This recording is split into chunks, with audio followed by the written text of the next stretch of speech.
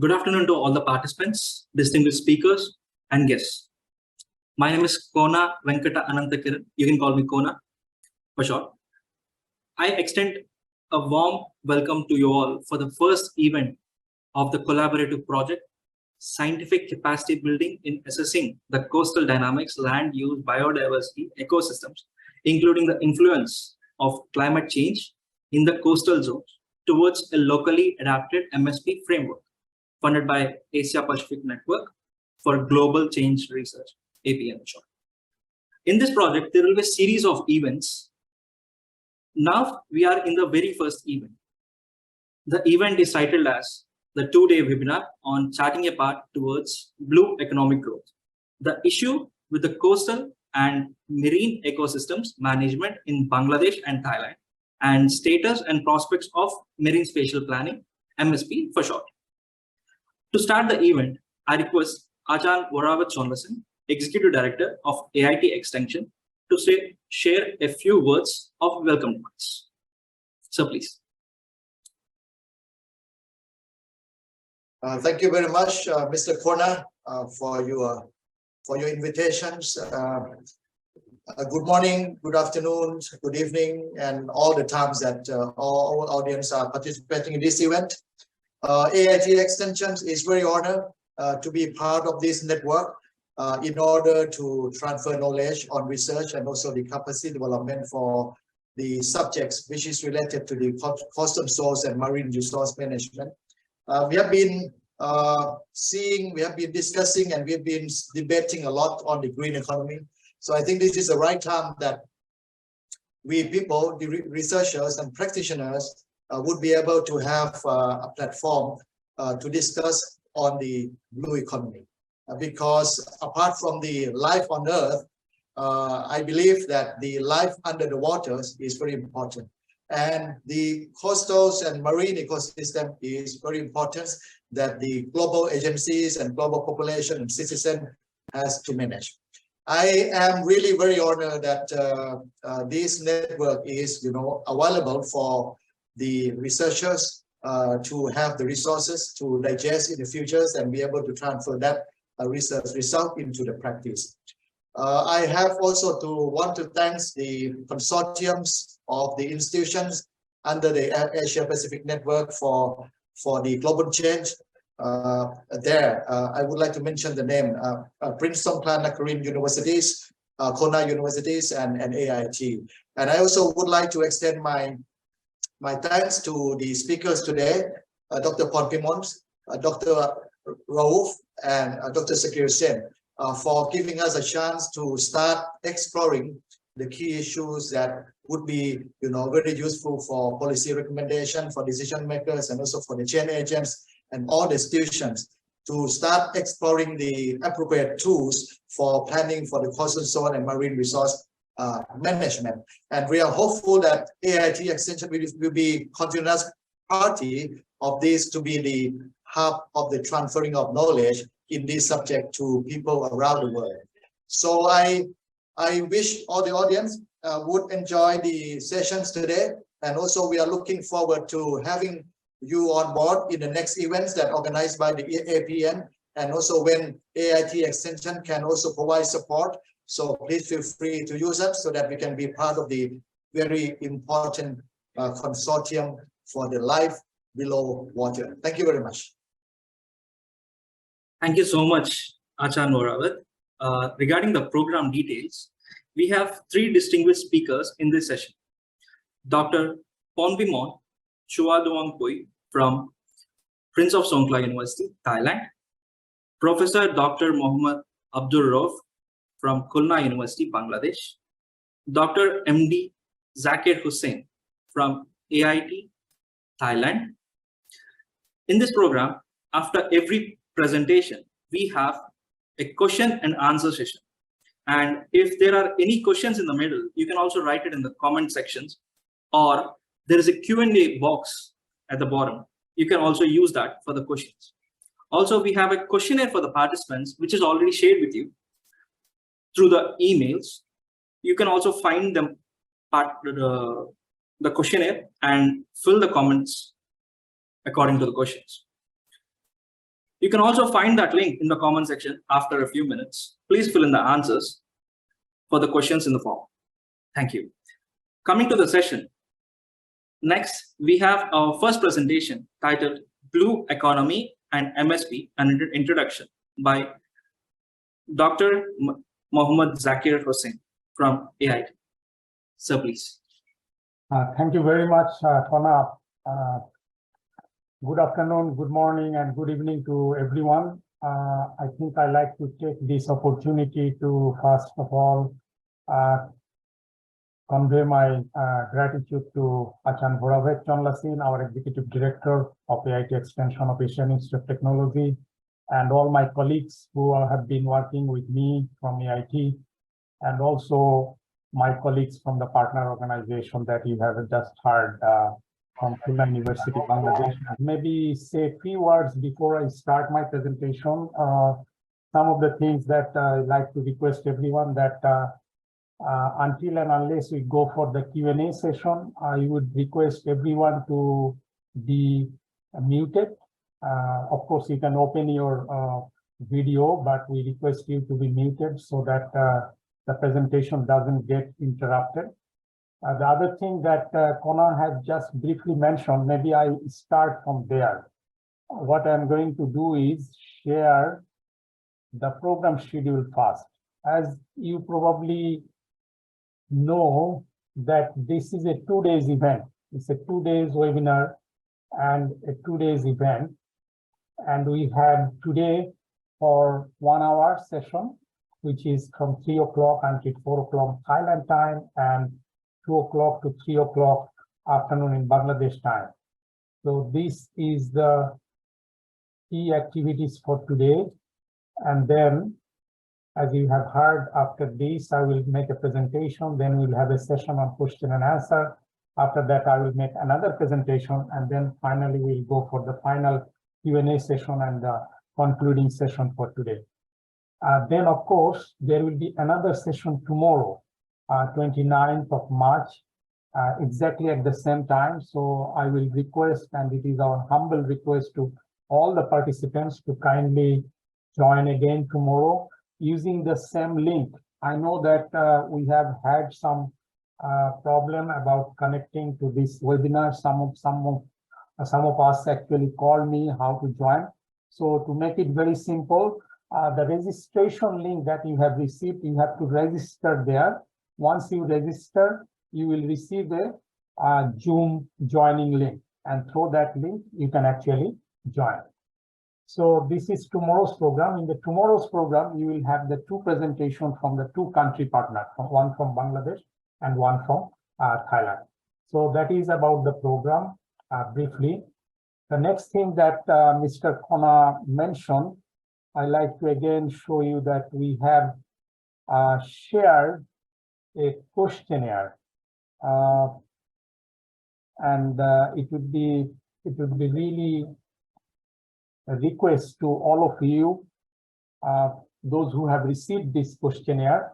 I believe you can see this questionnaire now. The link actually has been provided. There are actually 5 questions.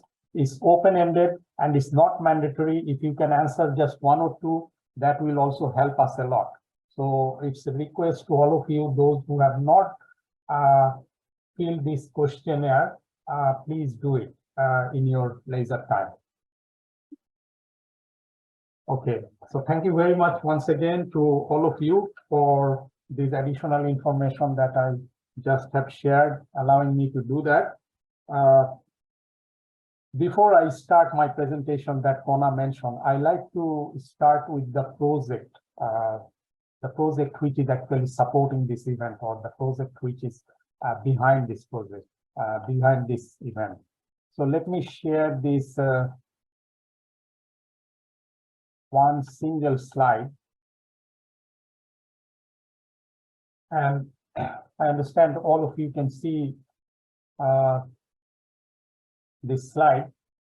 So my colleagues, including our executive director, actually mentioned that this is a project funded by the APN. So what is APN? APN is an agency is called Asia Pacific Network for Global Change Research. It's located in Japan, and this project is basically supported and funded by APN. So this is a APN project, and the project is entitled as Scientific Capacity Building in Assessing the Coastal Dynamics, which is land use, biodiversity, and ecosystem services, including the influence of climate change in the coastal zone towards a locally adapted MSP framework. It's a quite long title, but just for all of your information, this is the main title of the project, and the project is behind this webinar. And as you have heard, we will have series of events. This is, in fact, the first event. This project actually initiated in December 2021. But for your kind information, and as we all know that there are some interruption by the COVID-19 and associated problems, so we didn't have a lot of activities, or we could not do much. So right now, after 1 year done, we are able to make some progress, and from that progress, we are actually progressing ahead, and there will be a lot of activities under that. As you have heard, this is a project that entitled with Scientific Capacity Building Project. And just for all of your information, APN, the agency which is funding for this project, they are calling this project Capable. Capable actually means is a capacity building project. But of course, this is not entirely or totally the capacity building project. It has the research component, and the output of the research component is going to be used for the capacity building or the training component. So that's all about this introductory things that I wanted to tell you. Of course, I think Kona has already introduced the other two partners, the project partners. I am one of them from AIT, and the other partners is Professor Dr. Abdul Rauf from Khulna University, Bangladesh. He is now the full professor at the Fisheries and Marine Resource Technology Department in Khulna University. And then we have Achan Dr. Pompimon Chuaduanpui. Achan Pompimon is actually attached with the Aquatic Science and the Innovation Management Division under the Faculty of Natural Resource of Prince of Songkla University. Achan Pompimon is also acting as the Deputy Dean of the Faculty of Natural Resources. She's a busy person, and Professor Rauf is as well. He just finished his tenure as the head of FMRT discipline in Khulna University. I think he has just turned to become a full professor and directly engaged with teaching and research at the moment. So with that, I'm ending my introductory part, and I'm going directly to the presentation. Titled as Sustainable Blue Economy and Marine Spatial Planning, with a short introduction. So we will just go for a short introduction with this thing, as time is of course one of the limitations for us. And the other objective is not that we are really going to make it really big, this session or this webinar. We would like to just start with this webinar, and we would like to go for a very brief introductory things with all the topics or all the session that we are going to present in next 2 days time. So let me just tell you that the content for today's presentation is like this. We will be just try to learn about what is blue economy and SDGs, whether there are linkages, and if there are linkages, what are those linkages.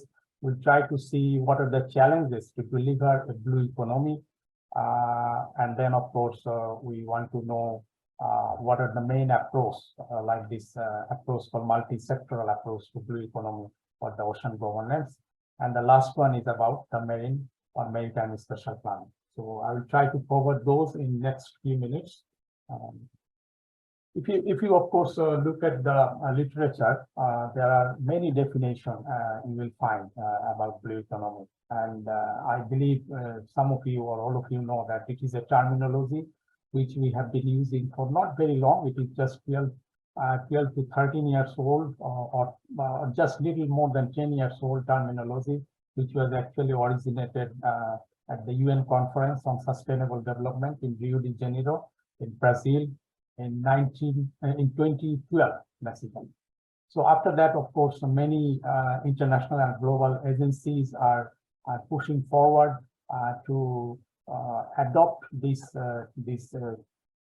methodology or this approach for the betterness of our coastal and marine resources.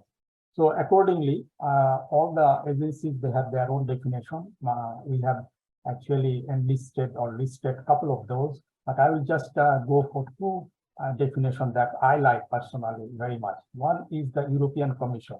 So the European Commission has defined blue economy is like this: all economic activities related to the ocean, seas, and the coast of the coastal area. It covers a wide range of interlinked, established, and emerging sectors.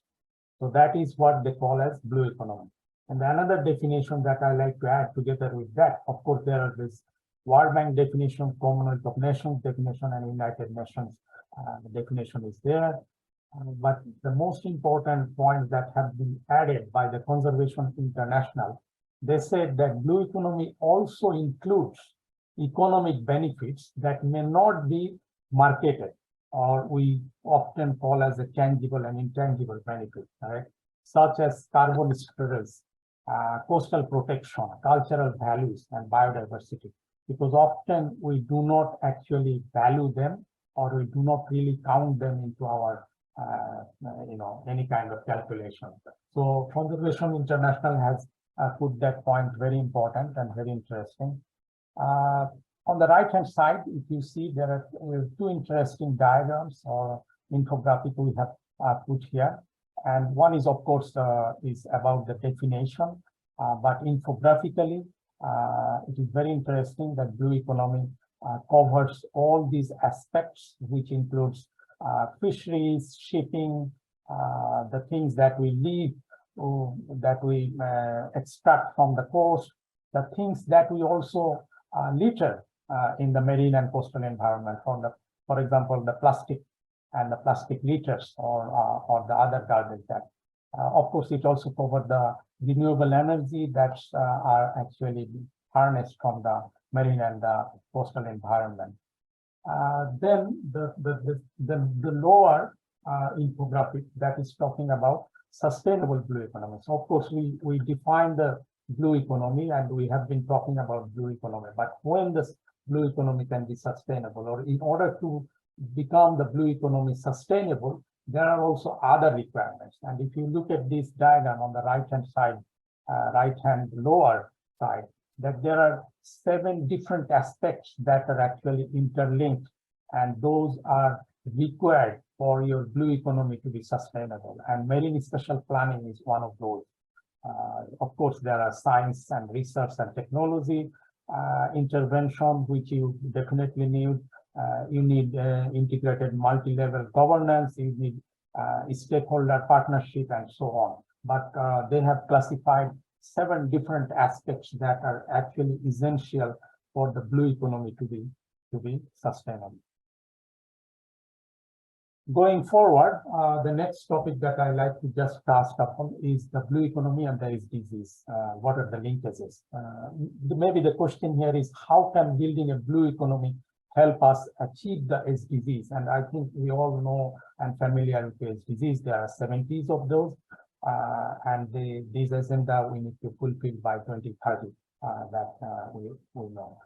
So if you try to just recall the definition and the understanding about the blue economy, what it said that blue economy seeks to promote economic growth, social inclusion, preservation or improvement of livelihoods, while at the same time ensuring environmental sustainability. It sounds more like the definition of sustainable development. So that's why it said, all these are integral part to Agenda 2030, which are the SDGs, or there are 70 of them. So sustainability play a crucial role in blue economy building and development, and the interlinkages are leveraged for the benefit of people, planet, and prosperity.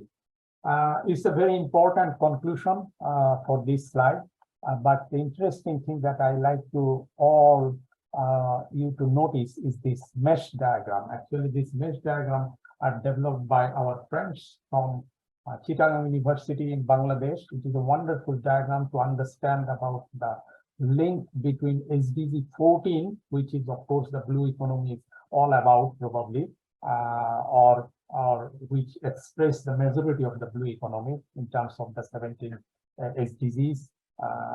And then it's linked with the other SDGs. Of course, there are links with almost all the SDGs and they are interlinked. But if you look at this diagram or the mesh diagram and also the diagram just under that, that there are 5 SDGs which are directly linked with SDG 14, which is the life below water.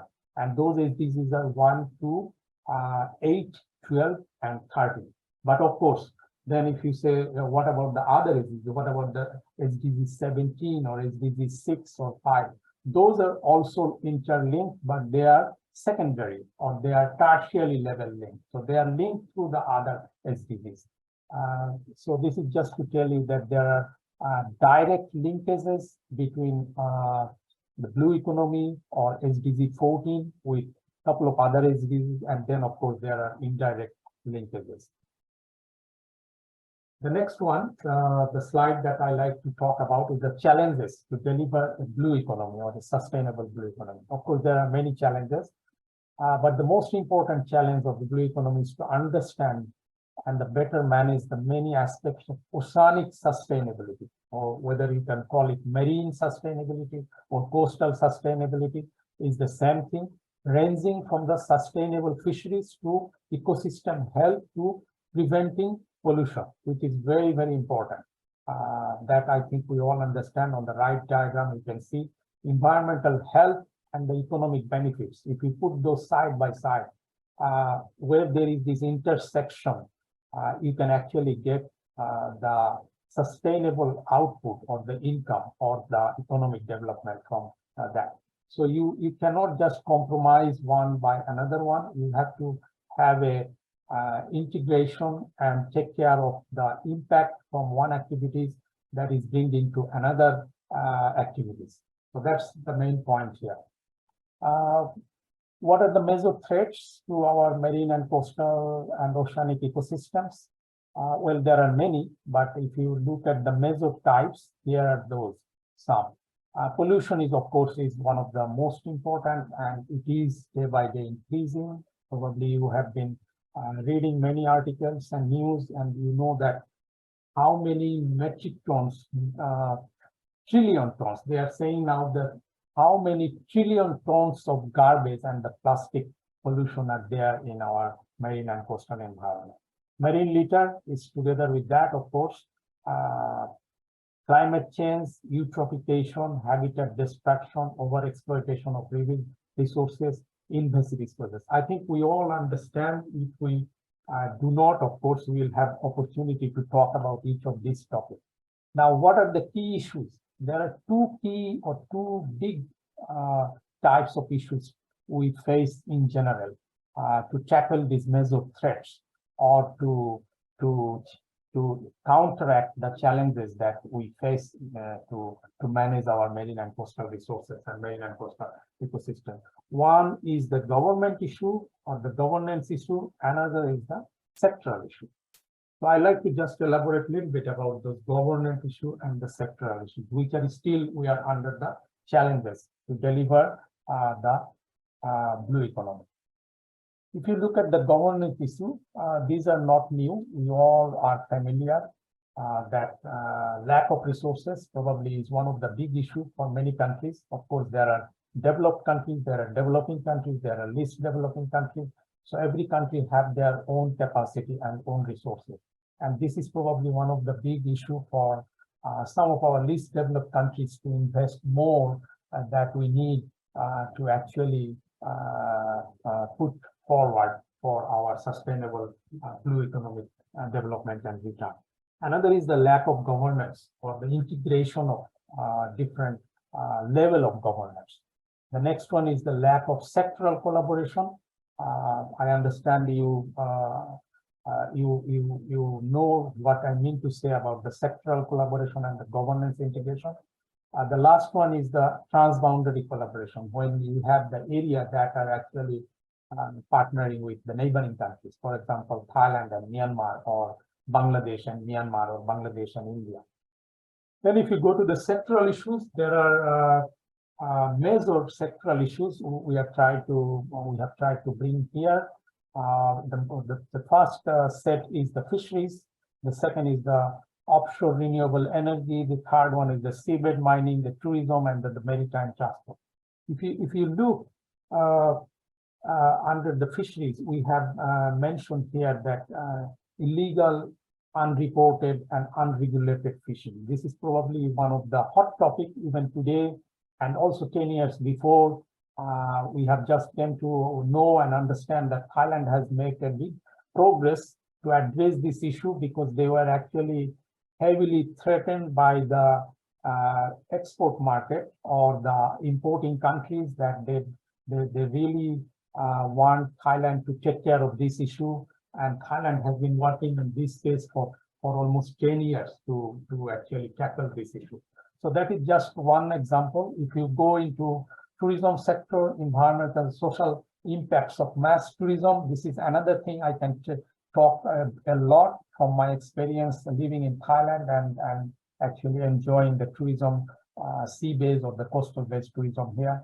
Thailand actually is now started to talking that we want to go for quality tourism, or high-end tourism rather than mass tourism, because mass tourism is often a big threat for the ecosystems, which could be the main actually ingredients, or which are the main points for us for any place to be touristic or tourists to come and visit.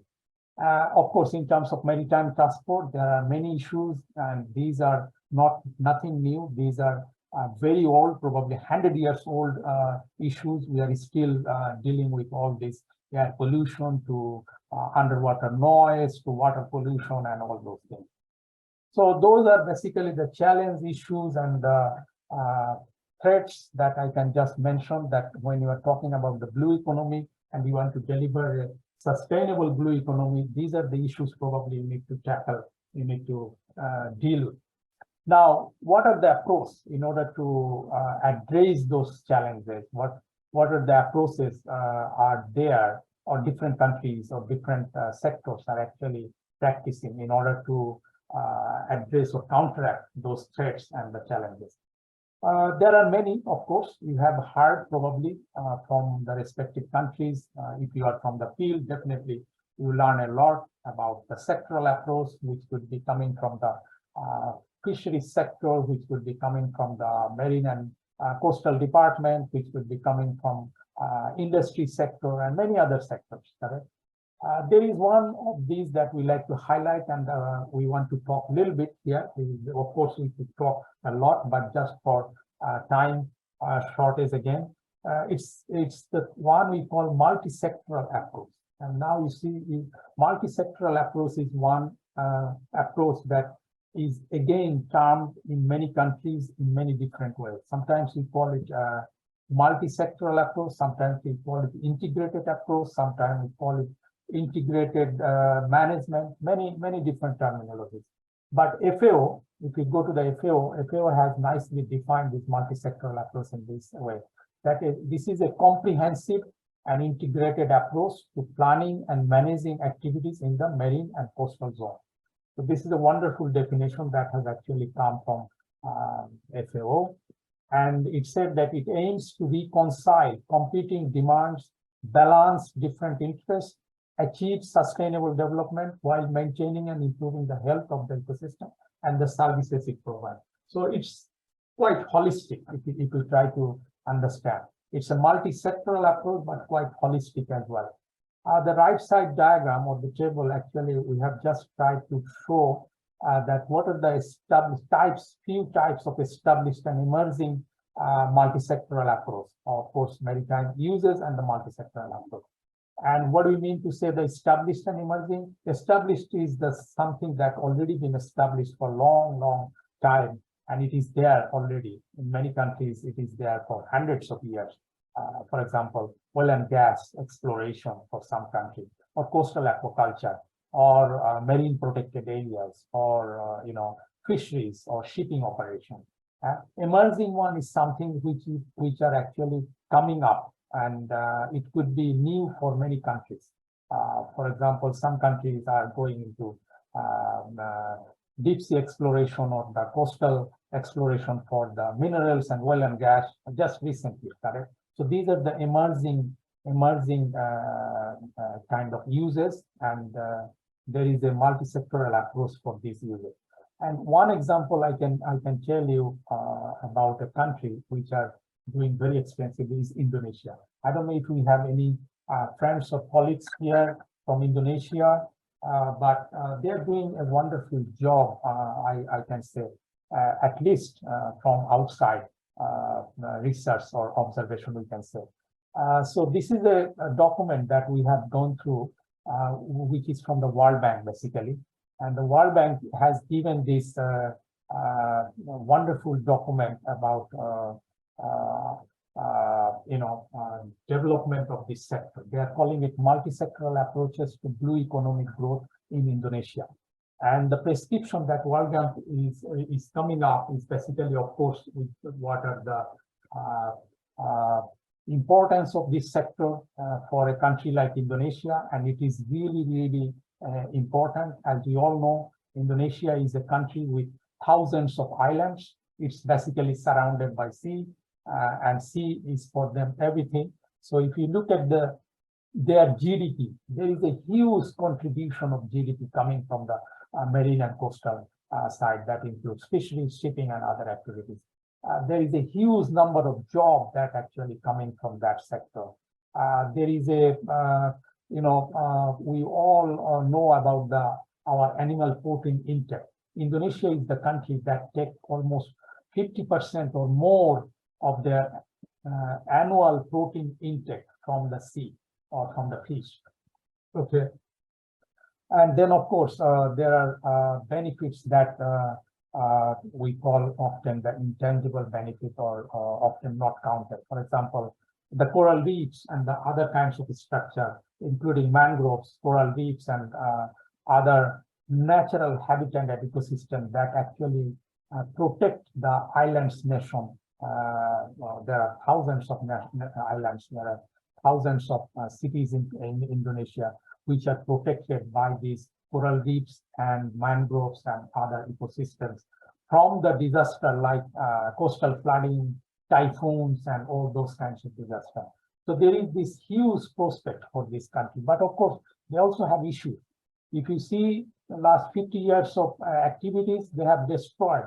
They have done a lot of destruction to those coral reefs. They have done lots of destruction to these mangroves and other ecosystems, coastal and marine ecosystems. So that's why World Bank came up that if Indonesia really wants, they have to do this multi-sectoral approach into their development, the blue economic development, and accordingly, they can actually go for much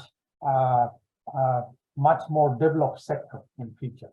So this is what came from the World Bank.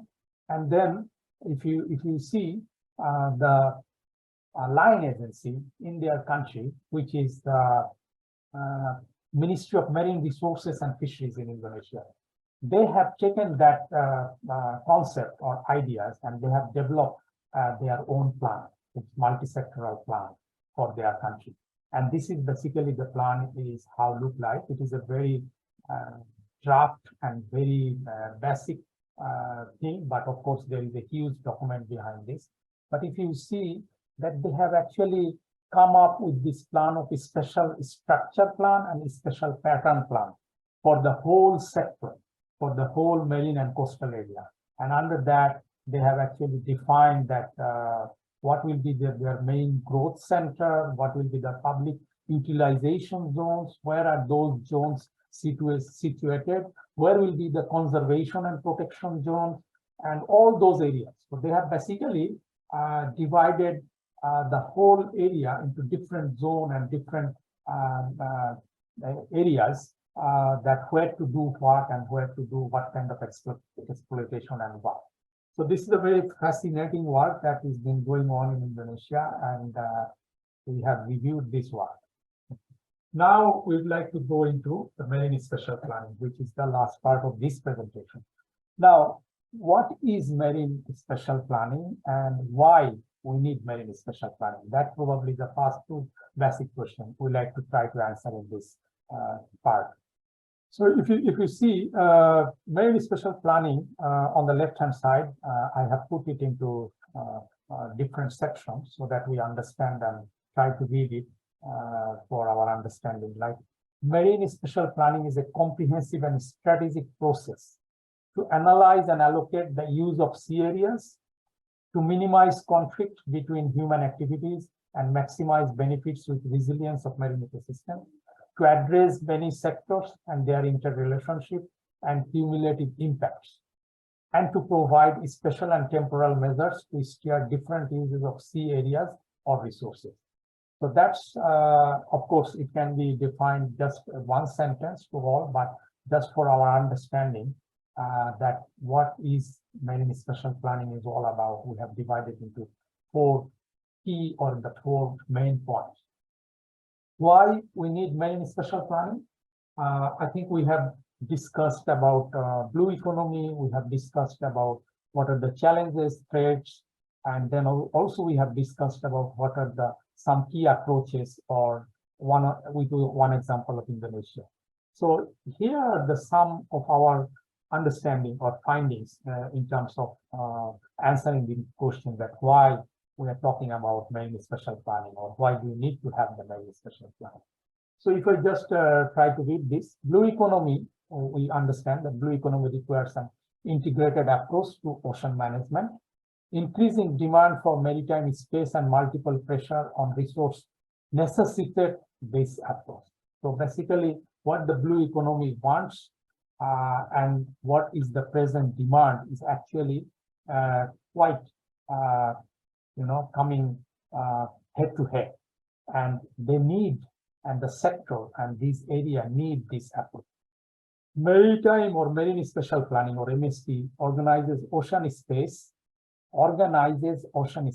and interactions among users and the environment. So this approach, which is actually need for today's world, where we have so many issues, so many challenges, so many threats, marine or MSP gives us the opportunity to organize the ocean space and interactions among different users.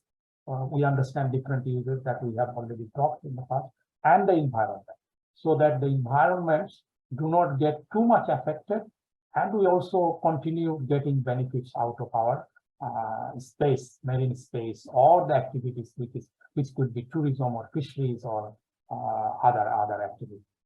MSP also, what MSP does, it also promotes the sustainable use of resources in maritime and coastal economies. And MSP adopts an ecosystem-based approach to ocean management. This is another important point, that it adopts the ecosystem-based approach, which is probably some of us or all of us, we know that what ecosystem-based approach is all about and how it can actually help to address different issues. It could be fisheries, it could be disaster, it could be the coastal flooding, and it could be many other, including climate change also. The ecosystem-based approach also, MSP adopts that ecosystem. The above top is just an image to understand about the coast, about the territorial sea, exclusive economic zone, and the high seas, how it has been defined. I think this is a very basic diagram. We all know, but just for our recalling, that we would like to bring this image that way. Okay, where we start? Now, once we are working, and in this project, of course, we are, as we have mentioned and introduced, that there are 3 partners. So when we started working, it was also for us to challenge. It was also for us to go through this challenge. Where to start, what to do first, what should be our first activity. And of course, we have had the project proposal, and the project proposal said something. But of course, when you want to intervene into this area of marine and marine and coastal special planning, you need to understand that where should be the first intervention. And we found that the first intervention could be the legal and institutional framework that is very, very kind of a prerequisite for this, because anyway, at the end of the day, whatever plan, whatever approach, whatever product you bring from your research or from your intervention, it has to be gone through the government. It has to be gone through or implemented by the departments under the government. So that's why you need to first do this research on what are the legal and institutional framework of your country. And here are some of the things that we actually try to go through, for Bangladesh and also for Thailand. You have the national policy, national strategy for the ocean and marine areas. You have the blue economy probably strategy already. Some of the country already has developed and adopted. You have ICZM plan, ICZM strategy. For example, I know Bangladesh already had before 2005 already had the ICZMP, Integrated Coastal Zone Management Plan. Some of the country or some of the areas or some of the province even, for example, in Thailand, they have the countries divided into province. Some of the province even they could have their local or regional development plan and programs. So you need to go through all of those, and that is the beginning point where you need to understand what has so far been done in this country in a specific to planning, because at the end of the day, we are talking about marine special planning, which is nothing but also the planning that everybody knows, like for example, land use planning, correct? So there is a very interesting discussion that we have had when I talk to my friends who are not from the marine and fisheries side. They said, what is it, marine special planning? And then we try to talk about the land use plan, which many people are familiar with. It is the same thing, but it is in the sea, it is in the coastal area, it is in the marine area. That's it. So,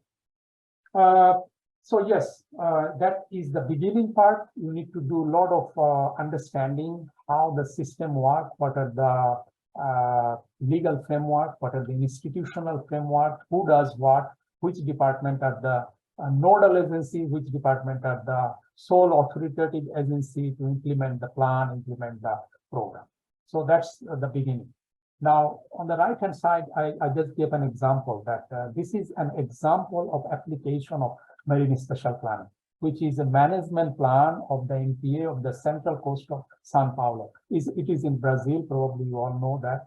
So what they have done, they are actually making a management plan of the marine protected area. And it's basically nothing but zoning. It's also basically nothing but the land use planning that you do or we do often for our land side as well.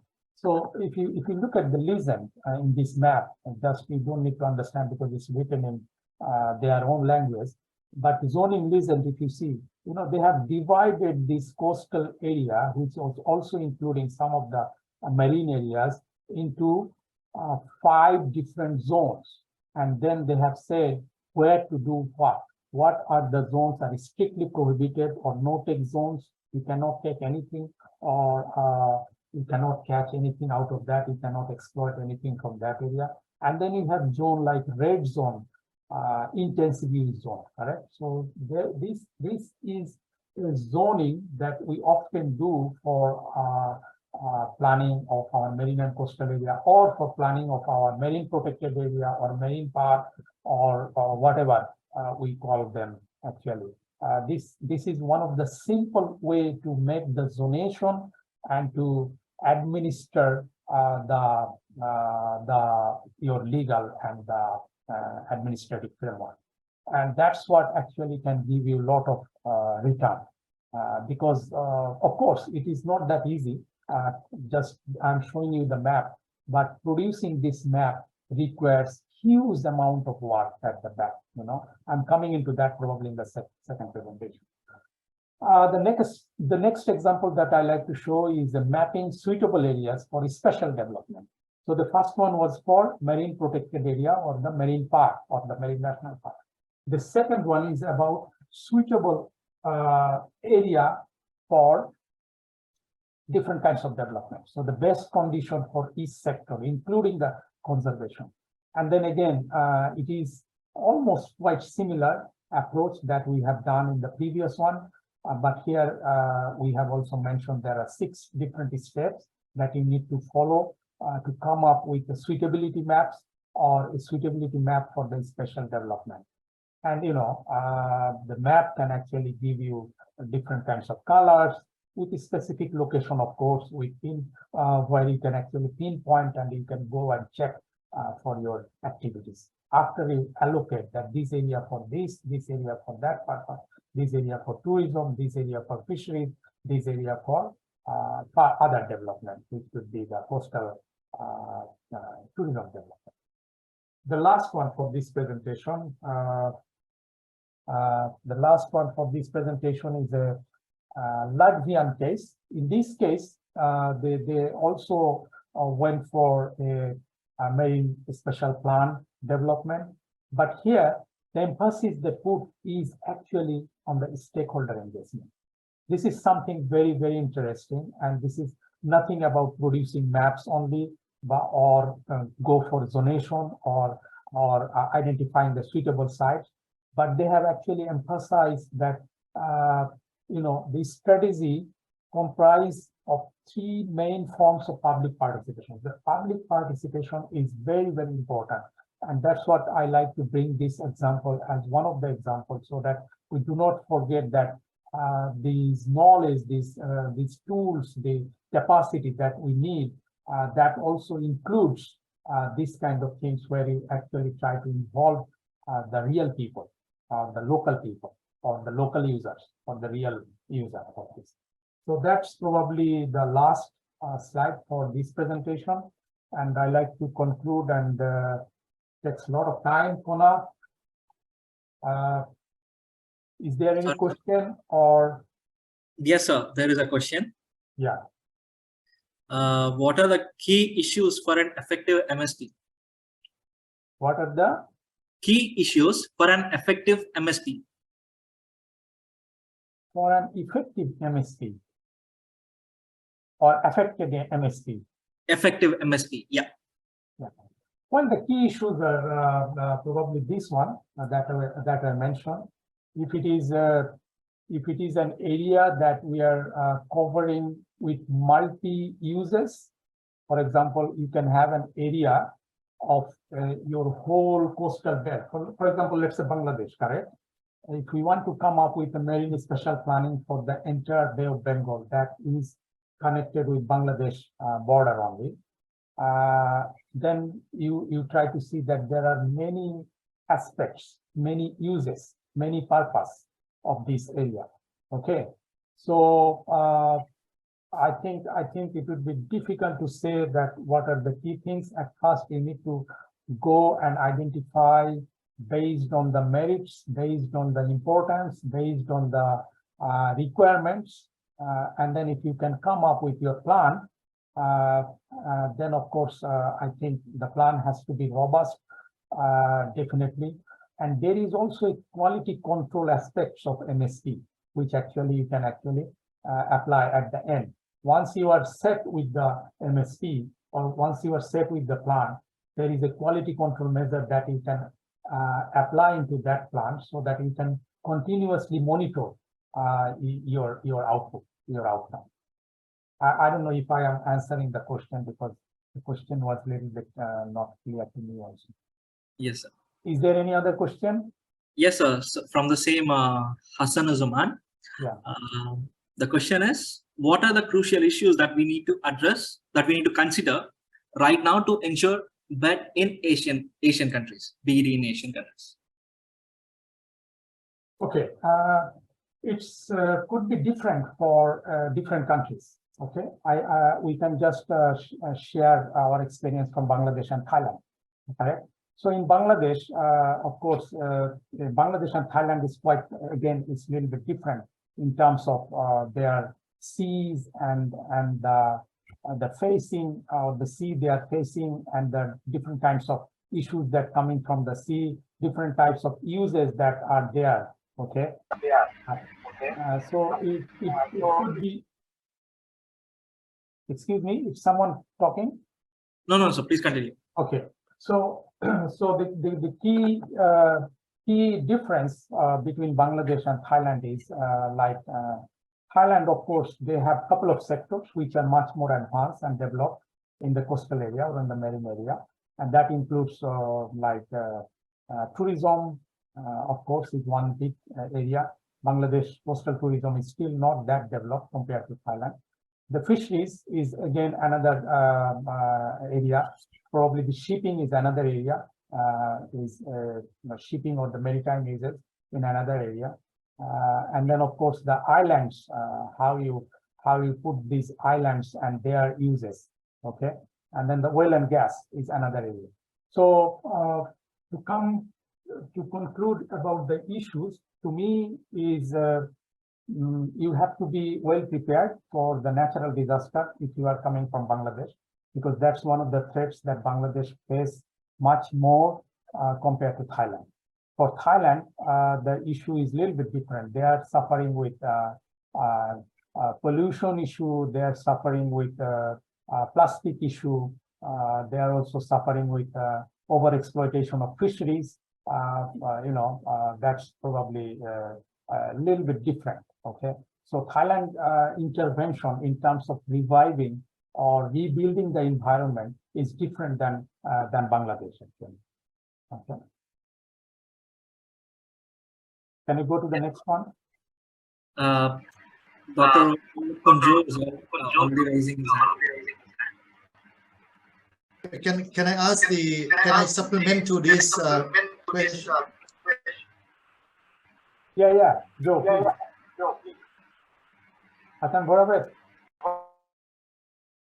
It's like having an echo. Okay. No. So I just want to supplement the previous questions about the issues. Actually, this is very interesting. And my name is Waravet Cholasin from AIT Extensions. So as Dr. Zakir Hussain already presented the zoning approach. So I think the issues cannot be generalized, in my opinion, but it has to be a kind of identified after you already have a subzoning, for example, or you have a pixel of zoning. So in that micro ecosystem, in the marine ecosystem, then you can perhaps study the issues. So I can see that this regional approach is, the regional research approach may not be able to use at the micro level things. So when we are talking about the specific issue of the ecosystem, we might need to use the zoning in order to equip us how to identify a clear-cut issues. Thank you.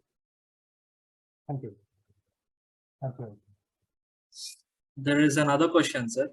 How do you consider the potentials of coastal and maritime tourism subsectors in Bangladesh? How do you consider the potentials of coastal and maritime tourism for the subsector in Bangladesh? Well, I consider it's a huge prospect and huge opportunity that Bangladesh should try, and Bangladesh should try to develop. Of course, it is easy to say, but difficult to develop. This has a lot of requirements. If you can just say that I like to develop and you will develop, not that is the case, because the tourism, there are some key features that we all understand. Correct? It needs infrastructure, it needs safety, security, it needs kind of a accommodating diverse culture and people and their needs. So these are a couple of the key things that if we can actually bring into our development stage, definitely there is a huge scope that Bangladesh can go for. Because we all know that Bangladesh has one of the largest sea beach in the world. Bangladesh has the world's largest mangrove forest, but you need associated things. You need, of course, this. I am noticing that the sector is developing, even though it is slow, but the sector is developing. And in the recently, I think in last 5 to 10 years, the development pace went really, really fast. But of course, still there is a huge scope that we can work. We need to work on the infrastructure development, which are one of the prerequisites. You need to ensure your safety security, which is another prerequisite. and you need to be accommodative for people with different culture and different background. So these are probably the two things. Mr. Sheikh Ahmad, you wanna ask some questions?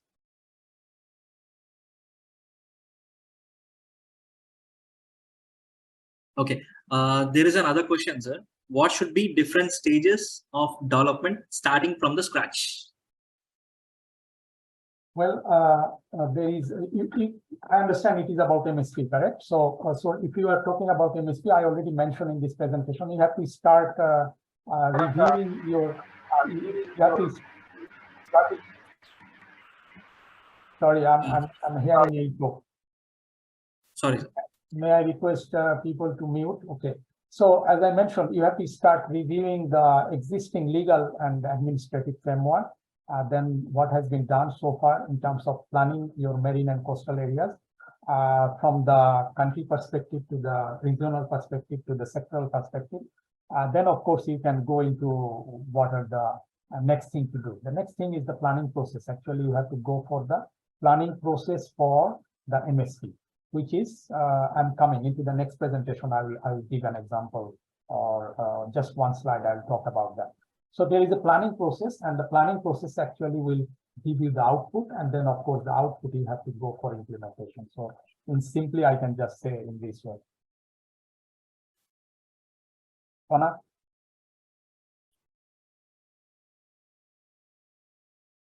Yes, sir. If there is any other question? Yeah, there is one, which is like what kinds of steps Thailand is taking in the sector of fisheries for sustainable economic benefits, which you're going to address in the next presentations. Well, I can talk a little bit. Thailand is, as I was mentioning a few minutes before, Thailand is different compared to Bangladesh. Thailand is known to be a very advanced country in terms of fisheries. When it comes to fisheries, means exploiting fish from the sea. It has actually developed for many years, and now the case has come to that that they have no fish in the sea. Okay, so the natural stocking or restocking is one area they have been working quite a lot.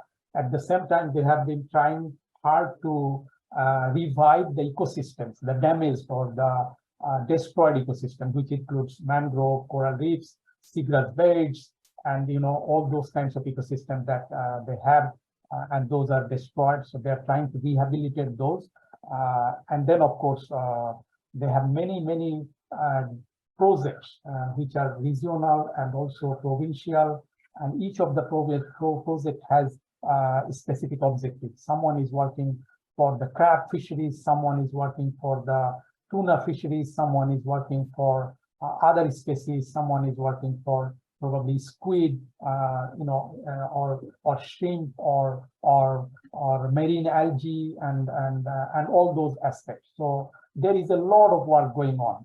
It is not easy to talk in 3 minutes, actually. Yes. Yes. Should I speak? Please go ahead. I am Sheikh Ahmed from Bangladesh.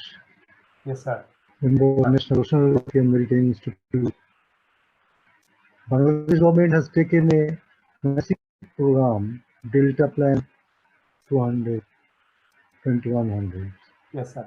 And in this plan, government has identified 6 challenges in coastal area to be developed: erosion, intrusion, etc. In your project, have you considered all those aspects for the planning process? Okay, I think tomorrow will be the right time to talk about this. We have a presentation from our Bangladeshi partner, from Professor Rauf. Professor Rauf is here, but I don't want to ask him now. But Professor Rauf, would you like to respond to that?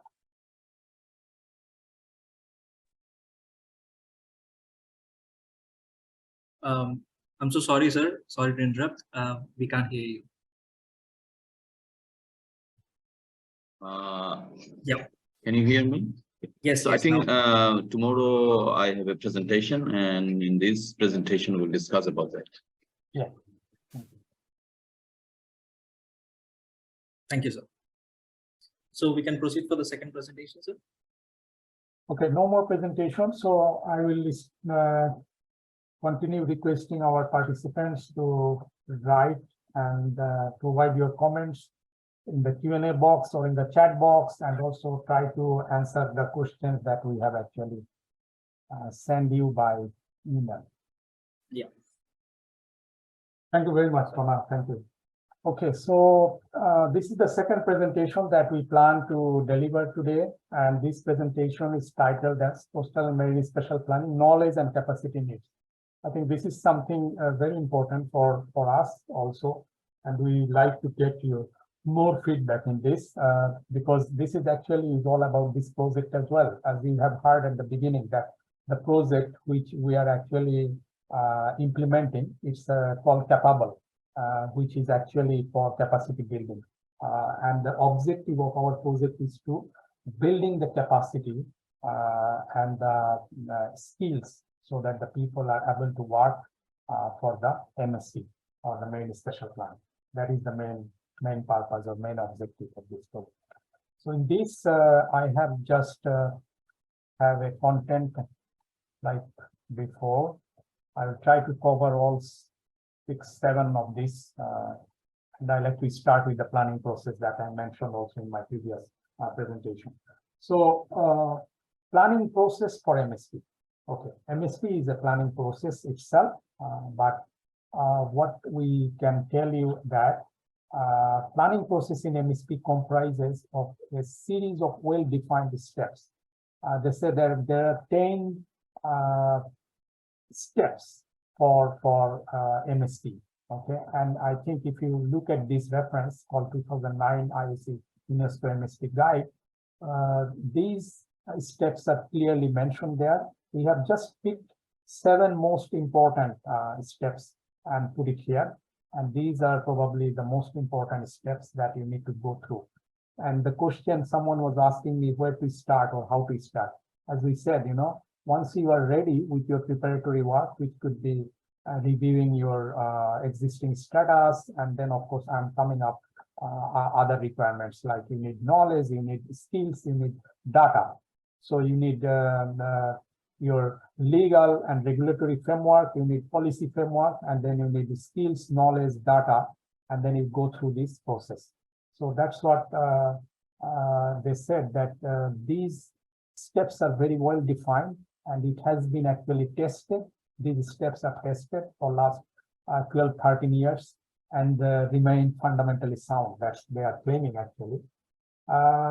It also said that MSP is a forward-looking process and is anticipatory as its core. It is for the long-term planning and management of human activities, including sustainable use of ocean, resource extraction, and conservation. There is a term that they have used, it's called long-term, that we have to all keep in mind. So this is nothing for short-term. We go for this kind of planning at least for 10, 15, 20 years. MSP has also evolved to address many complex issues, including the climate change that they have been claiming. So the 7 steps, I'm not reading. It may sound like very simple. Like the first one is establish the planning team, define the work plan and time frame, draft the vision, goal, and objective of marine special planning.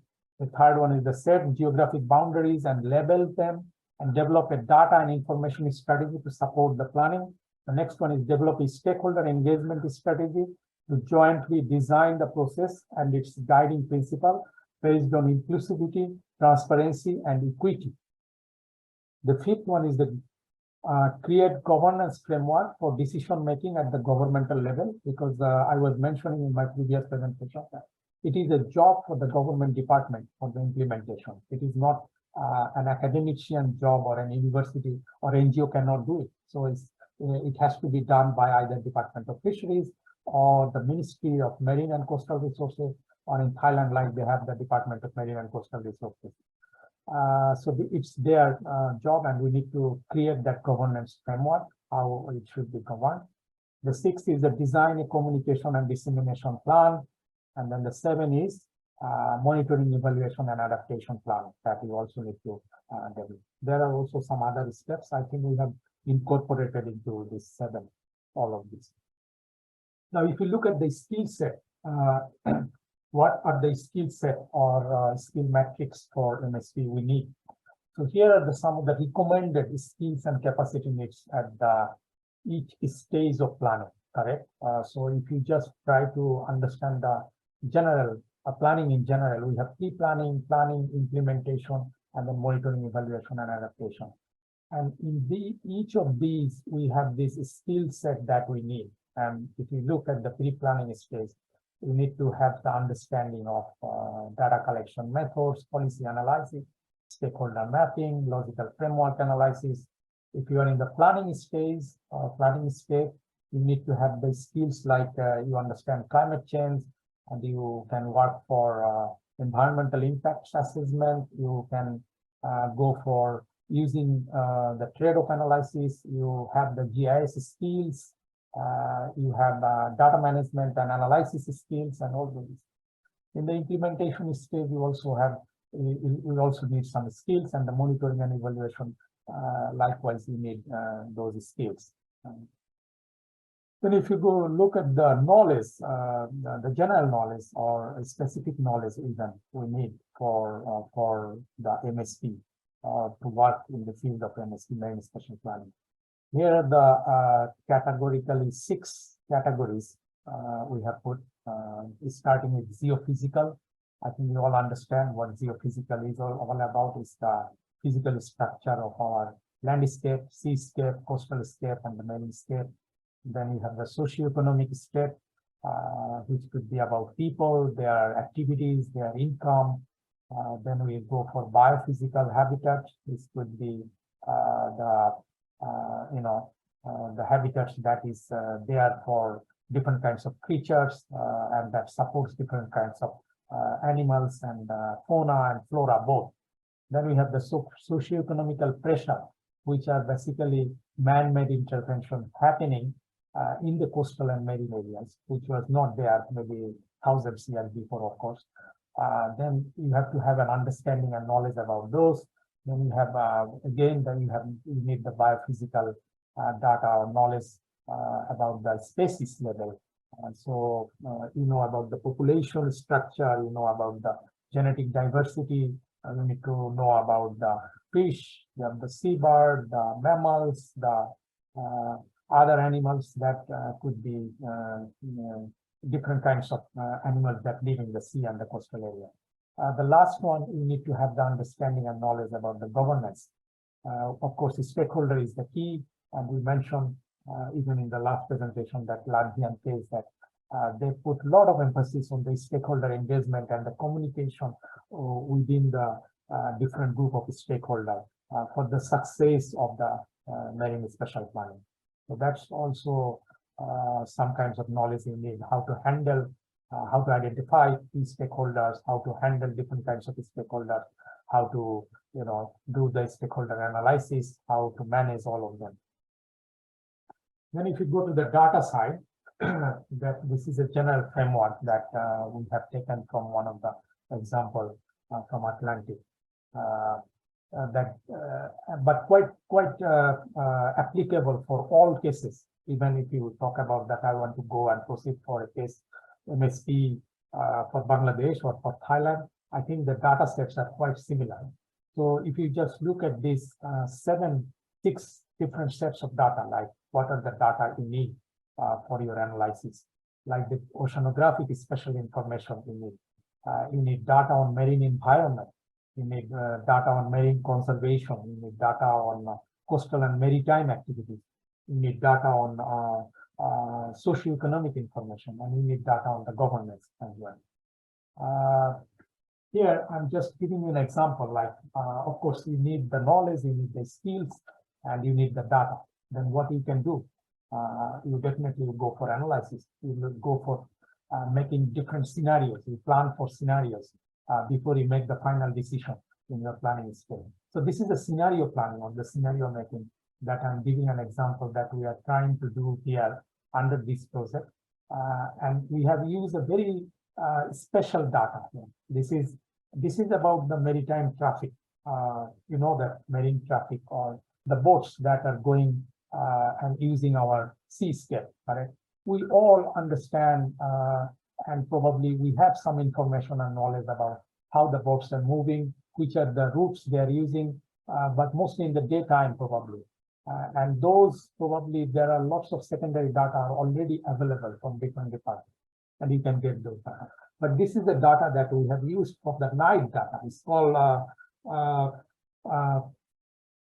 EOG night data, and using this data, you can actually check that at night how the seascapes are being used, who are using it, whether these are the boats or these are the ships, and in a very specific place, how many boats are there, how many boats are moving in a very specific place. So you just want to pinpoint a location at the tip of your island or at the tip of your coastal area, which could be 1 kilometer far from the coast or the coastline, that there is a very specific area.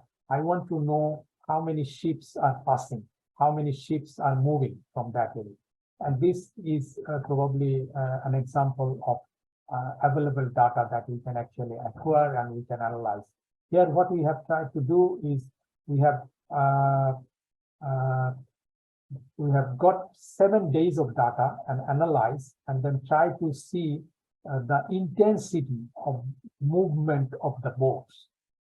So the red means higher intensity, and the blue means, of course, no intensity at all, but the green means maybe less or the least most intensity.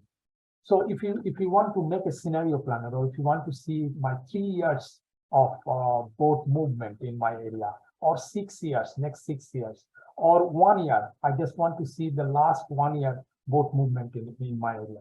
This is possible in these days. There are available data for that, and using those data, using your skills, using your capacity, you can analyze. And what is the implication? You know, the implication is huge, probably, because I know this area. I know under these dots, the red dots, under these orange dots, under these green dots, there are very, very critical environment. There are very, very critical ecosystems. They are lying. And those areas are also very important for fisheries. Those areas are also very important for conservation or the protection. Okay. But you see how you can actually bring all the layers one on top of another, and then you can make your plan really robust and better plan. So just an example I'm giving. Now, I will try to finish because we have taken lots of time, 20 minutes past. 2 more slides. So this is just a slide about what are the things going on in specific to marine special planning in Bangladesh. So we have reviewed some of the documents, and this is just a summary. Of course, Bangladesh started, as I said, probably around 2000 or during that time. They have started intervening into the coastal zone planning, and many other areas. Slowly, they have now tried to incorporate this planning and this strategy in those. And Sir, Mr. Sheikh Ahmed was mentioning about the Delta plan, and I think we have also bring that here as well. Professor Rowe probably can give a detailed explanation about what is going on in that. But if you just try to see the boxes, you see there are areas where MSP has been used partially, or the approach has been used, which could be blue economy for Bangladesh, or sustainable tourism, or marine protected areas, or fisheries management in Bangladesh. Similarly, in Thailand is probably a little bit extensive, the application of the users. They are also using MSP in many different areas. So we have categorized into 4 different sets, like MSP application in multiple areas or multiple use areas, you can say. MSP area application in the Marine National Park or MPA, Marine Protected Areas. MSP application in aquaculture projects, and MSP application in environment and climate change related actions. We have actually tried to come up with the list and the references that these are the areas that they are applying the concept, the approach, and the strategy in this area. Okay, this is something I mentioned also in the previous thing, that once you have a plan, you can also have a quality management system. So the plan is already placed, plan is under implementation, and you can put forward this quality management system where you can actually check with the indicators. You can set your indicator and you can check whether the things are going right or going wrong. So this is just, we'll definitely come up with further explanation about all this in future. We have made it very short, very brief, but you know that all of each of these slides is actually connected with 5-10 more slides and can be explained in that way in other occasions. With that, I like to conclude my second presentation here, and I'd like to see if there is any other question and from the audiences.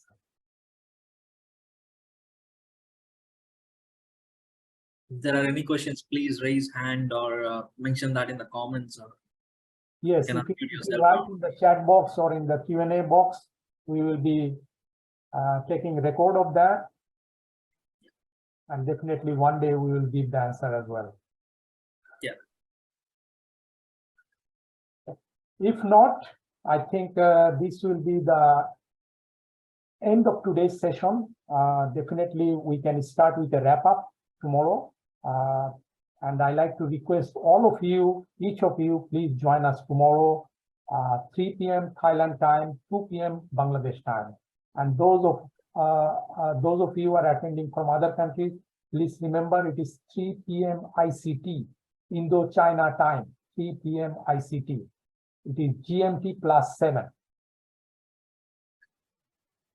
And if anyone has any questions later on, you can mention that in the questionnaire, or you can directly contact us through emails. Okay, there is a question, sir. In MSP data is important. Is there any process to generate data from data pool regions? Well, there is no specific process for MSP data creation. Data can come from any sources, correct? The data that we have given an example, this is coming from satellite, okay? Yes. If you want to go for the water quality data, let's say oceanographic data on marine environment, the second one, eutrophication level, benthic habitat status, water quality data, like what are the main key parameters of your water quality. You can get it from one or few departments. Let's say, for example, in Thailand, if you want those kind of data, you have to go to the pollution control department. Under the pollution control department, there is a specific unit that is actually producing or generating data or regularly monitoring using their system for the marine and coastal environment. There is also another department, marine and coastal department in Thailand. They also have. It depends if you are looking for the whole country data, or if you are looking for a very specific one province data or one district data. Scale is very, very important. Okay, scale is very, very important. But just to answer your question, data can come from any source and different sources. It could be sensor data, it could be GIS data, it could be remote sensing data, it could be different departments regularly collecting the water quality or pollution data or ship movement data or navigation data, all kinds of data. Just to add, there is always remote sensing for rescue at data pool regions. So yeah, I hope that answered your question, Mr. Al Hassan Antu. So any other questions?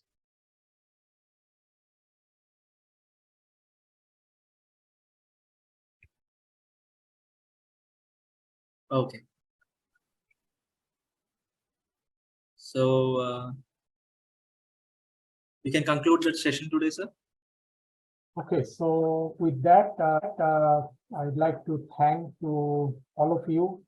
It's a great pleasure that you have actually managed your time to join this event. And as I mentioned at the beginning, just to repeat the same thing, that this is just a very introductory event from our project.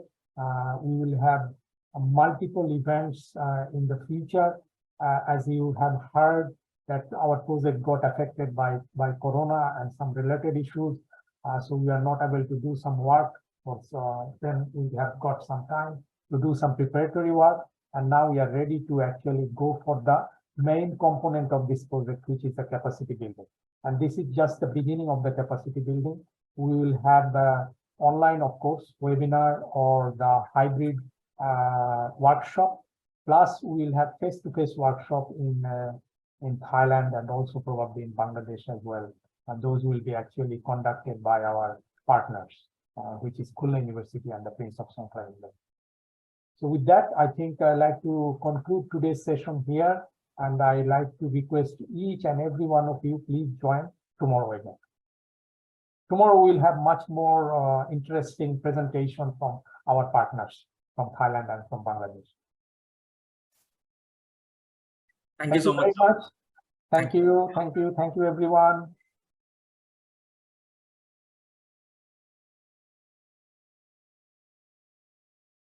Good morning, good afternoon, and good evening to all the participants from around the world, distinguished speakers and guests.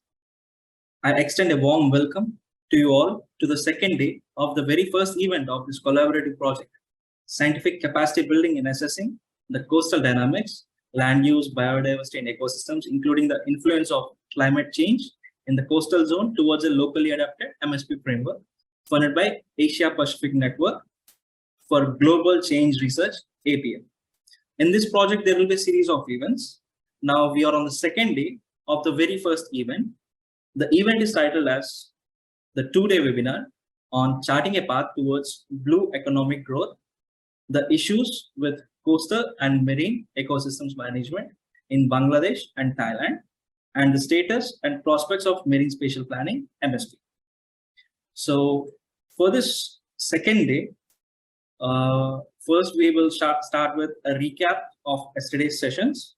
Next, we will go with coastal and marine resource management issues and possible adaptations of MSP in Bangladesh by Professor Dr. Mohammad Abdul Rauf from Khulna University, Bangladesh.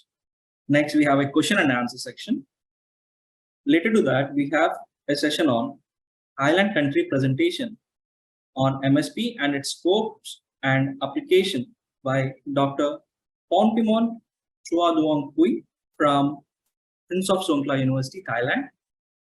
Later to that, we have a question and answer session. We will conclude the session with that. So just get program schedule for yesterday and today. So today's session is going to be with these things. Recap of yesterday's session, coastal and marine resource management and issues and possible adaptations of MSP in Bangladesh. Next to that, we have a question and answer session. Next to that, Thailand country presentation on MSP, its scopes and applications. Later to that, we have a question and answer session and conclusion and closing session.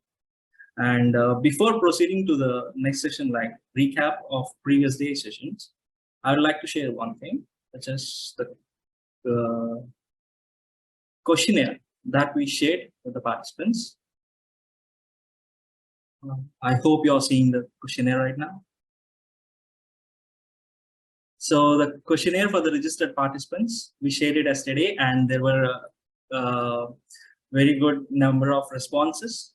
Thank you so much for that. And for the participants who had not responded yet, please take some time and please respond to the questions in the form. Now I request Dr. Mohammad Zakir Hussain to provide us with the recap of yesterday's session. So please. Thank you very much, Khona. Can you hear me? Yes, sir. Perfect. Okay, thank you. Good afternoon, everyone. Good morning and good evening also to some of those who are attending from different time zones. My name is Zakir Hussain. You can just call me Zakir. And as you have just heard from Khona, today is the second day of our 2 days webinar. And you have already seen the schedule for today. So what I'm going to do a very short and brief recap from yesterday's session. I think yesterday's session started with a brief background about the project, which is funding and supporting for this webinar. And then, of course, we have talked about our partners. There are 3 partners that are actually participating in the project, which is Asian Institute of Technology, and I represent Asian Institute of Technology. We have along with us Professor Abdul Rauf from Khulna University, Bangladesh, and we have also Dr. Pompimon Chuaduang Pui from Prince of Songkhla University, Thailand. Yesterday's session had basically 2 presentations, and the first presentation was about an introduction to blue economy and marine spatial planning. And in that presentation, we have started defining the blue economy, basically its definition and the scope, and also how the blue economy can be sustainable, or in order to be sustainable, what are the main requirements for the blue economy. We touched upon very briefly and at the very introduction level. Then we, of course, talked about the challenges to deliver a sustainable blue economy. Under that, we have mentioned what are the threats and the issues and the key threats, and basically the issues coming from the governance side and the issues coming from the sectoral side. After that, we have covered a little information about multi-sectoral approach in tackling the sustainable utilization and sustainable management of marine and coastal resources. With the example we have actually used from Indonesia, and then we went to deliver a little information about MSP. We started with defining MSP and why it is required, and how it can actually supplement to the multi-sectoral approach and many other approaches that we are using or practicing in order to manage, in order to handle the different issues for our coastal and marine resources. I think after that, we went into the question and answer session. It took some time, and the first presentation, of course, took a little longer than actually slotted for, but it went well, and we had a couple of questions, and we have tried to answer those questions. And after that, we had a second presentation, and the second presentation was about the MSPs or marine spatial planning, with the main emphasis on what are the key capacity and the skills required for marine spatial planning. So we started that presentation with a slide or information about the planning process, which are basically standardized or used in the marine spatial planning. And then we went to talk about what are the key knowledge and the key skill set we need. And then, of course, what are the data sets that are required for the planning process of marine spatial planning, for the marine spatial planning. I think that was the end part. Of course, so we had a couple of examples, and we mentioned what are the things that are happening in specific to marine spatial planning in Bangladesh and also in Thailand. Very briefly, we just had a summary about different applications. So that was basically yesterday, and we have mentioned that today we will have the country presentation from the 2 country partners, and we are really looking forward.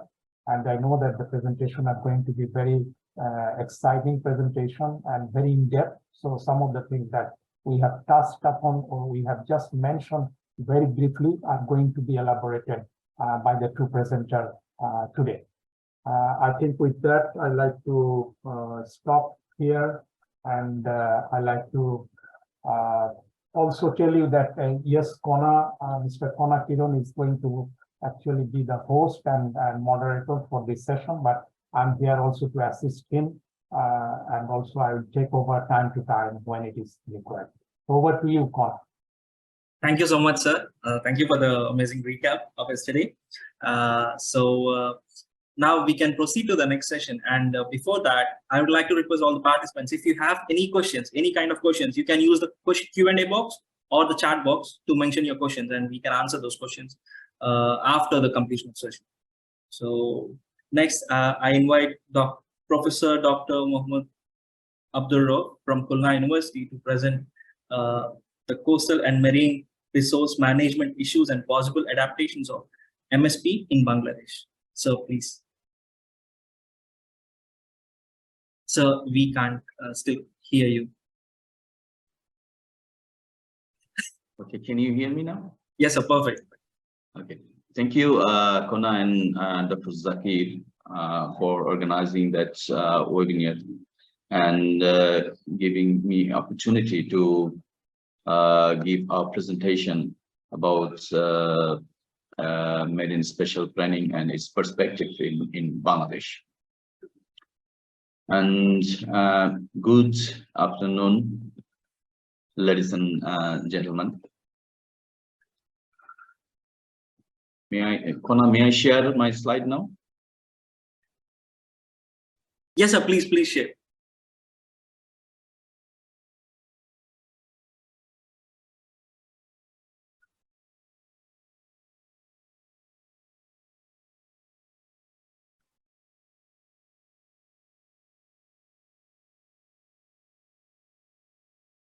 Okay, so I welcome everyone, all the distinguished participants to my presentation. My presentation title is Coastal and Marine Resource Management Issues and Possible Adoption of Marine Spatial Planning in Bangladesh.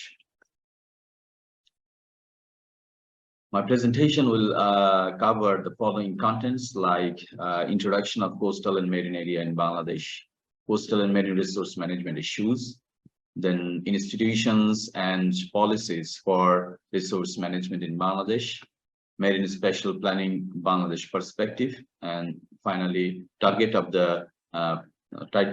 this project from Bangladesh component.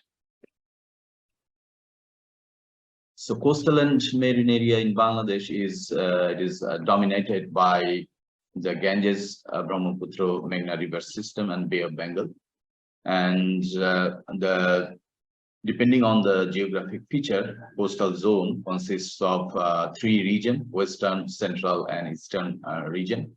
And in addition to that, the coastal area is consisted with different habitat like mangrove forest, coral islands, rocky beach, sandy beach, etc. And according to the Coastal Zone Policy 2005, around 19 districts adjacent to the coast is considered is also considered as a coastal zone for Bangladesh.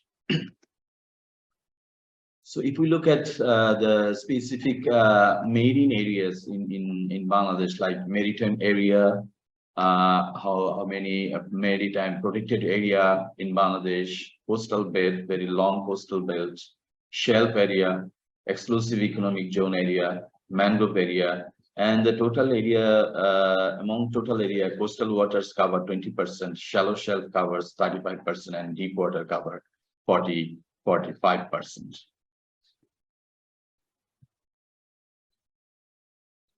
And this slide addressing the activity and marine uses in Bangladesh, and we can see a couple of activities here. Mostly the capturing fishes and shipping activities are the very prominent in the marine areas of Bangladesh.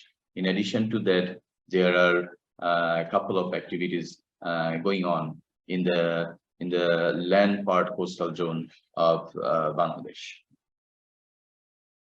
So if we look at the living and non-living resources in these areas, so I just made a list of the resources what we have in previous record, and that is what I incorporated here, like floral sources, faunal sources, and non-living resources in Bangladesh.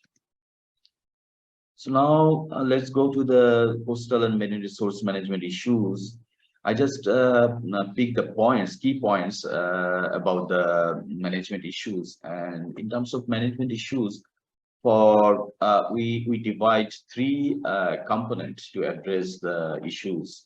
One is land use perspective, issues from land use perspectives, and issues from biodiversity perspective, and management issues from ecosystem value perspective.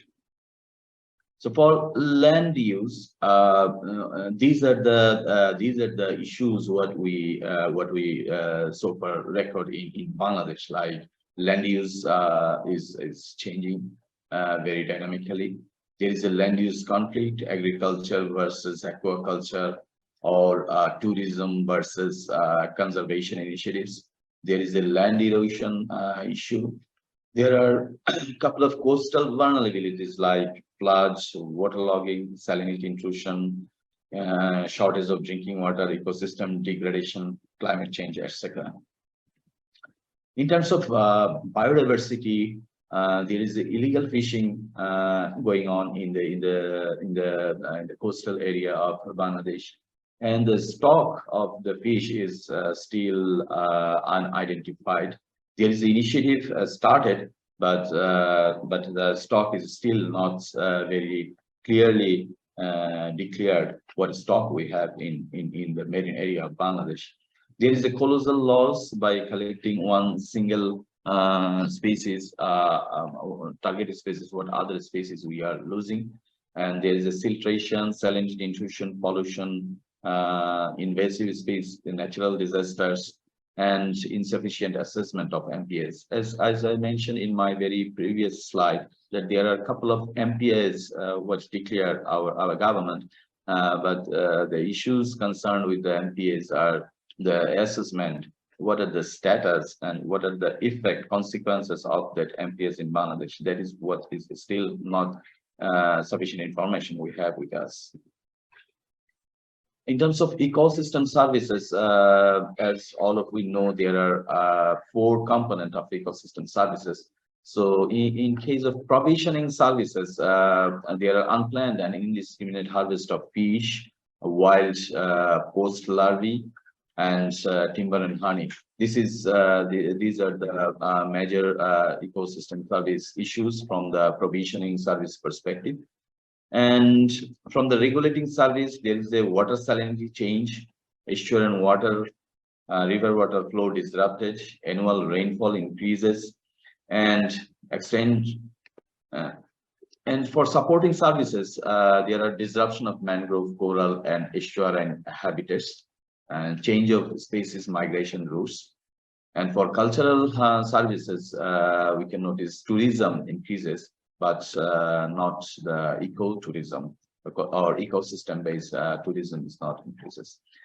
This is a study from Hawk et al. 2022, and he listed out different ecosystem services and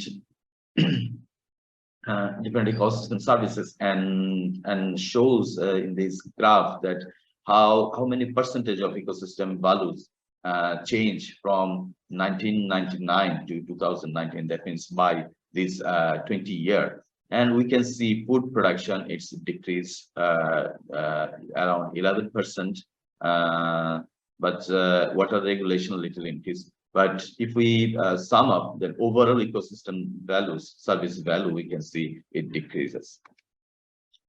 So these are a couple of lists which address the factors changing the ecosystem services.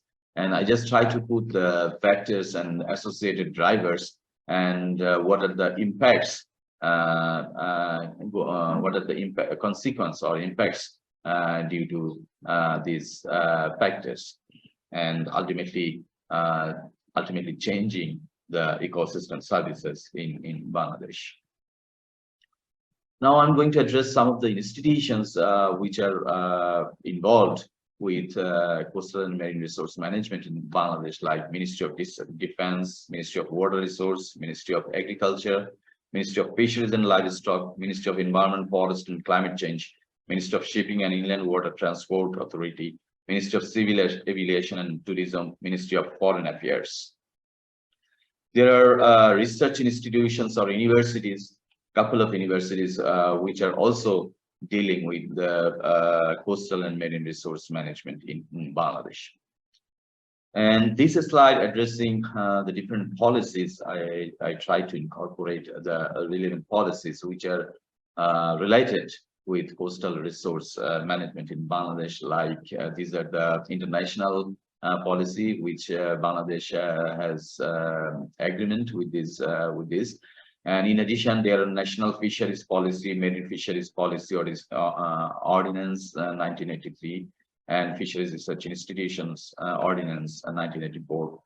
So there is a policy for fisheries, there is a policy for conservation strategy, there is a policy for port management, policy for shipping corporation, water policy for tourism or transport Porjeton Corporation, or there is a policy or ordinance for Navy, Coast Guard, and Bangladesh Petroleum Act. There is also policy connected with national forest policy, tourism policy, coastal area, coastal zone management policy, Bangladesh Delta Plan 2100, and these are series of sectoral policies we have in Bangladesh, which is somehow connected with coastal and marine resource management in Bangladesh. So we have the SDG target like other countries too. So SDG goals having direct and indirect targets relevant to the conservation and development of coastal and marine sectors, and especially the SDG 14, which is covering our targets, a couple of targets which related with the coastal and marine resources. In addition to that SDG 14, there are some other targets like 13, 15, and 16, which is also supplemented targets which government need to comply by 2000. Some of the targets by 2030 and some of the targets by 2040 or 50. So we have a lot of problems and issues, what I mentioned in my previous slides. And we have a number of institutions, relevant institutions, I should say, which is responsible for managing different resources. And we have a good number of policies. But the important concern is all these are addressing sector by sector approach or use by use approach. Conceptually, it's a good development in Bangladesh that conceptually we agree for integration, but when we go for implementation, it's becoming difficult for implementing integrated approach in coastal and marine resource management in Bangladesh. So yes, we still need more awareness, and we still need to work on mindset of building. And in addition, we also need to develop the capacity of the personnel, those who are involved with managing coastal and marine resources from different institutions or organizations, or even the stakeholders. So in this perspective, marine spatial planning is a good tool, is a very smart tool, which is adaptive, which is not only temporally focused, but in addition to temporal aspects, it also covers the spatial aspects, spatially focused, and it is participatory, integrated, multi-objective, strategic, and anticipatory. So this marine spatial planning is a very effective tool for managing coastal and marine resource management all over. Even I think it's all over the world. It's recognized something like this. There are some challenges for MSP, like political framework, environmental sustainability, stakeholder engagement, human dimensions, monitoring, evaluation, transboundary, global climate change, etc.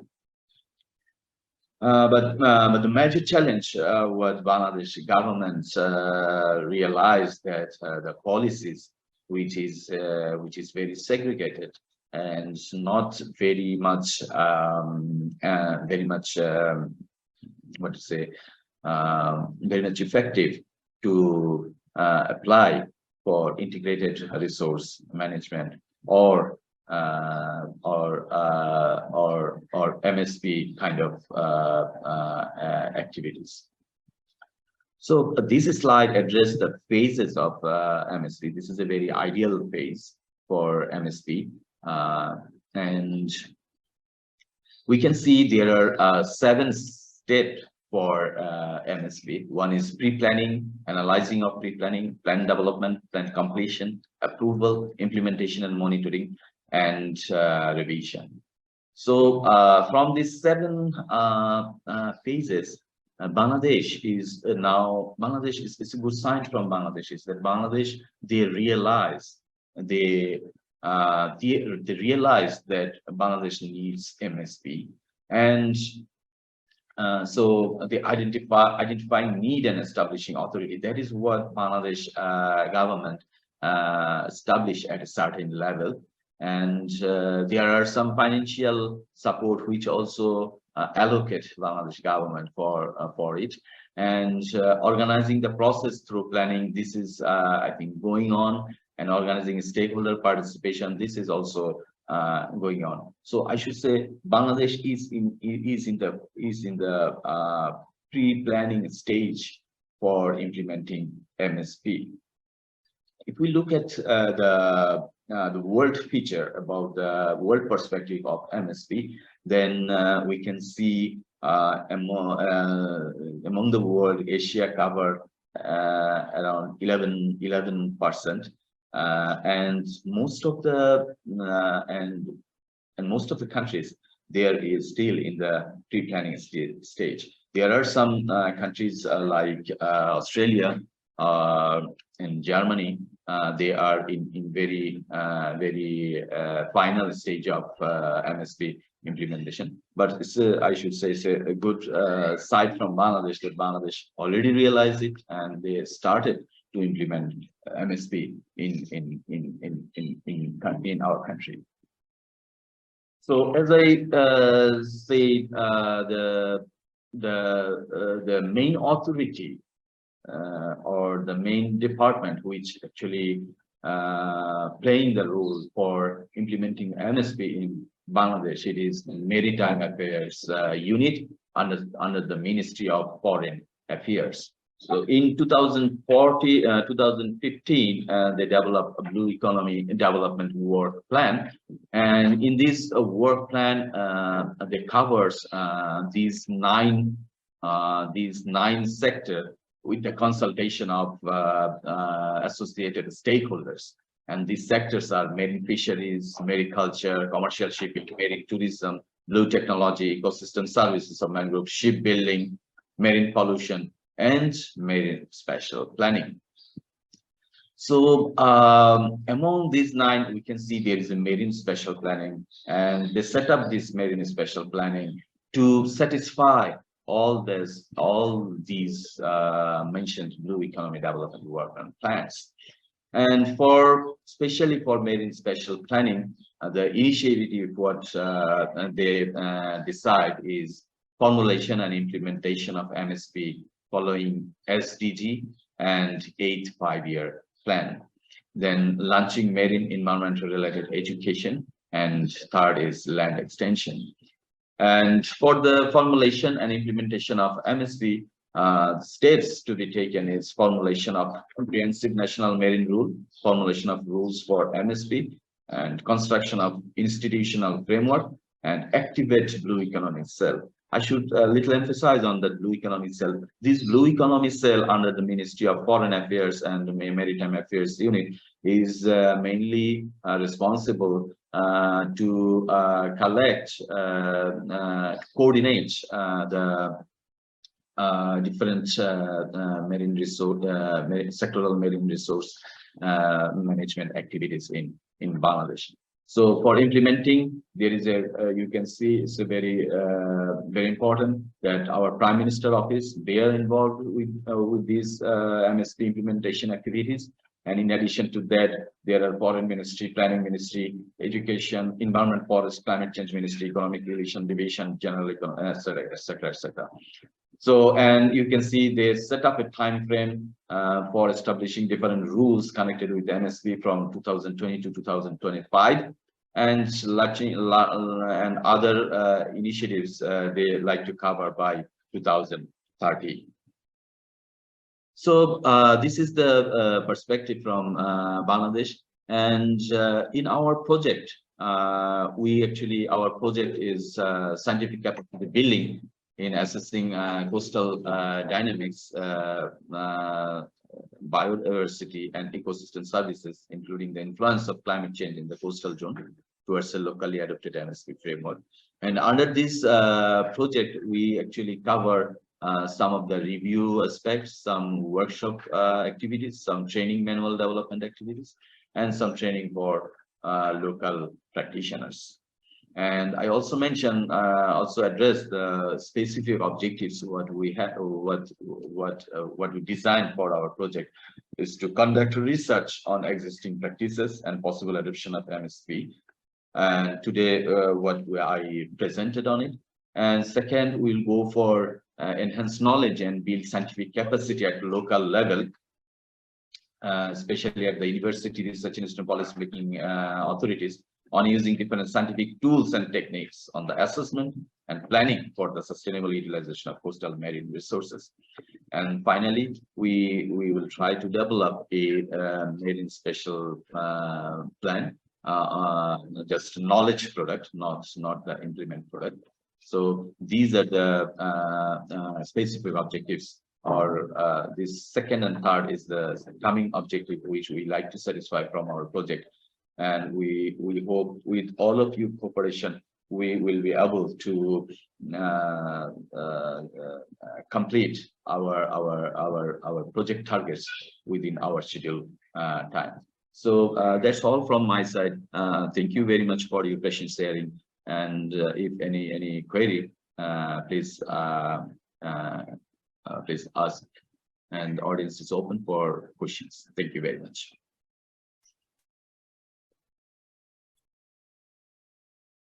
If there are any questions, please raise a hand, or you can unmute yourself, or you can post it in the chat. Please don't hesitate to. Thank you.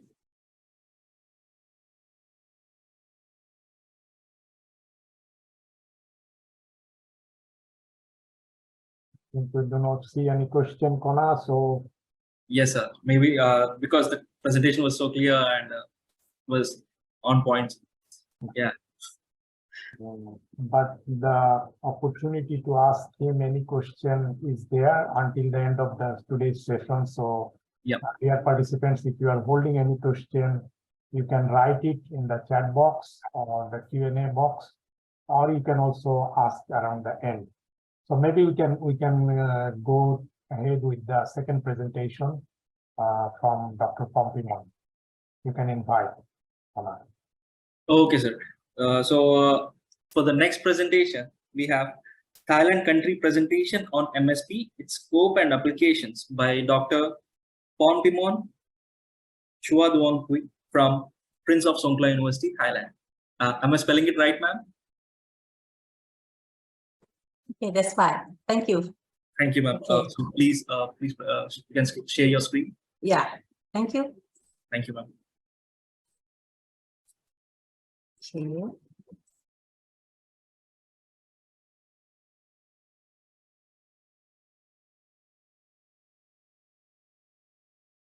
Okay. I'm the one of the partner in this project. Thank you for Dr. Saki that provide me the good opportunity to talk about the MSP in Thailand. For this one, MSP is not the new one, but it maybe take a long time to start in each country. It's also in Thailand. For Thailand, still I think it's not go fast. It just start, but maybe some that I can share you. So I will talk a little bit about the the issue, and then what is the application of MSD in Thailand. First of all, I would like to introduce about Thailand geography. Thailand, this is Thailand map. The red line is the show the border of the country. You can see that at the lower part, Thailand have two coasts that in the east side is we call Gulf of Thailand. So the coastal area will be along this side, and together with at the west coast we call Andaman Sea. This one also is we have totally around 2,800 kilometers for the coastal area in Thailand. So you can imagine that we have many natural resources along this area also. I think it's quite similar to Bangladesh that Professor Ruth tell you already. So it's quite, I think it's like similar. Yeah. And when we talk about the coastal area, there are a lot of activities along the coastal area. In Thailand, it consists of the oil and gas, and shipping, and port, and the nature conservation. Fishery is maybe the big part of the activity in Thailand, because we do a lot on this activity. And nowadays we have the problem about the coastal protection. So a lot of activities along the coastal of Thailand, they have some project that's concerned with the coastal protection. And also the cable and pipeline. Now there's a lot of project that relate to the coastal and sea. And together with the scientific research, this one may be concerned about the mangrove, about the coral, about the seagrass, and even the fishery products. Aquaculture is also the big part in Thailand, because we conduct a lot of aquaculture along the coast of Thailand, that including the several kinds of the aquatic animal. We also have the underwater cultural heritage that relate to the tourism and leisure, and also mining. This is just only the example activity that occur along the coastal area of Thailand. And when we have a lot of activity, so it caused the question that why need to manage marine and coastal area in Thailand? Because like I mentioned, Thailand's marine and coastal area is provide the source of food, income, and livelihood for the coastal community.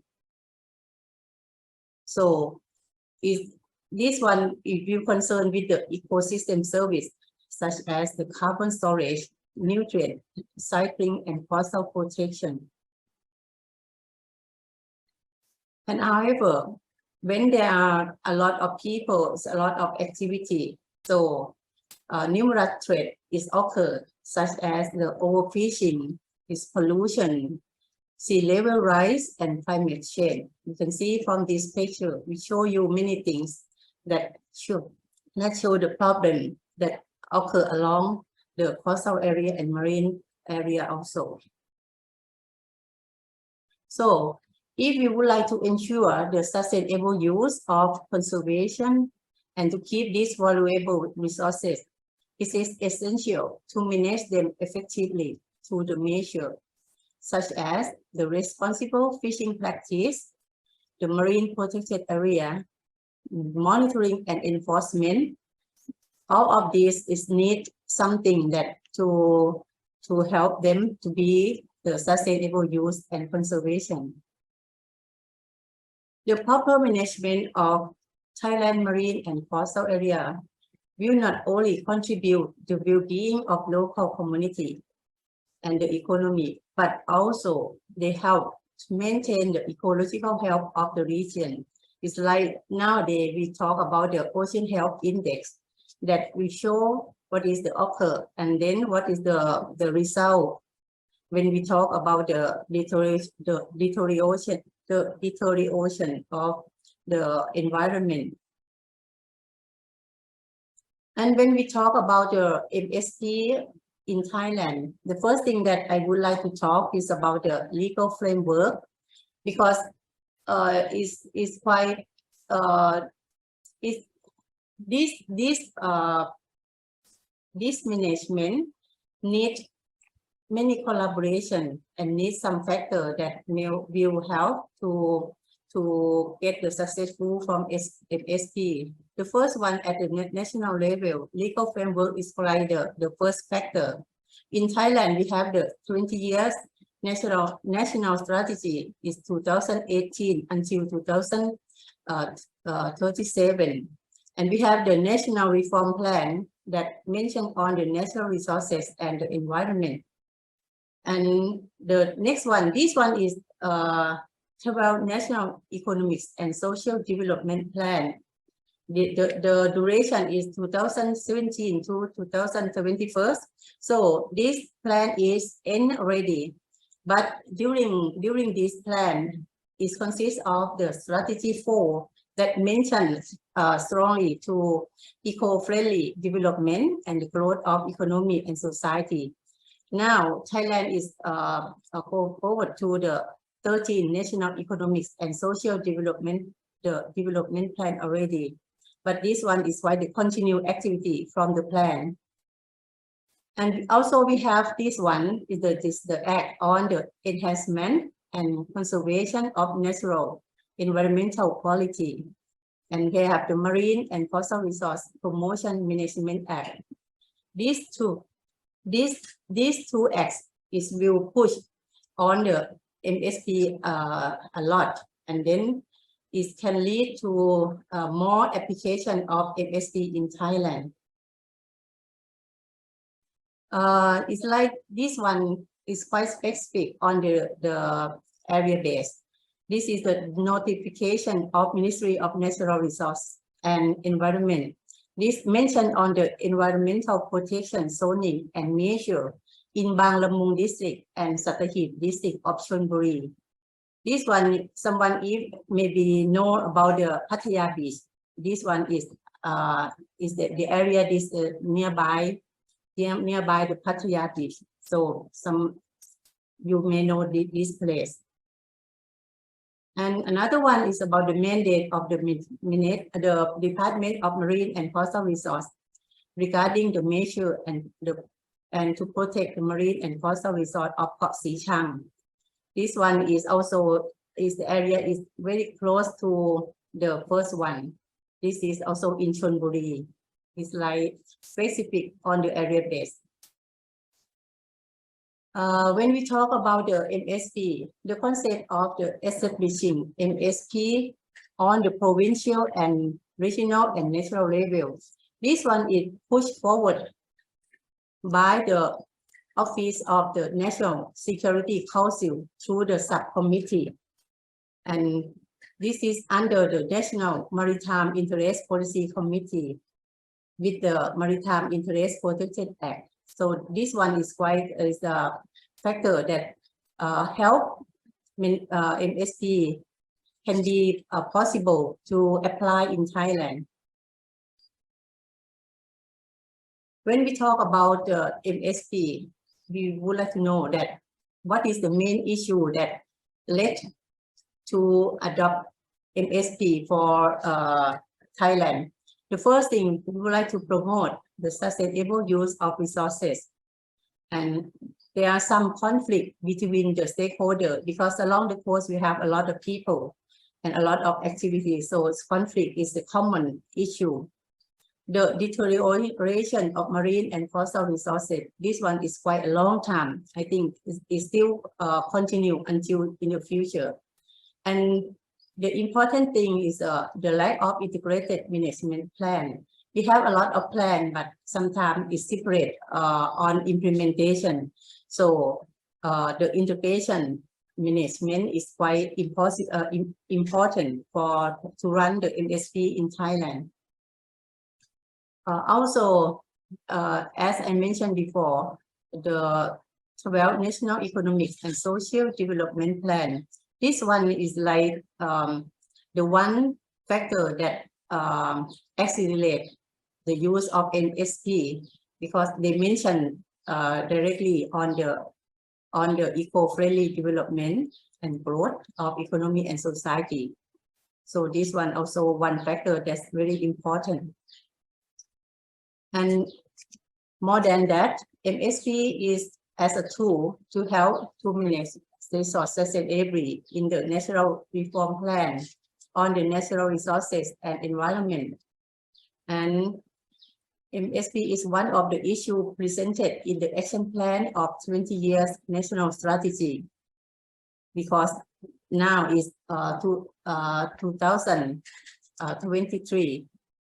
So it still is a long time until 2037. So it's everything is still in the process, because we also get the pressure is from the world is on about the sustainable development goal. That Thailand also remind about this one, and then we have to achieve SDG with 17 topics from the global level.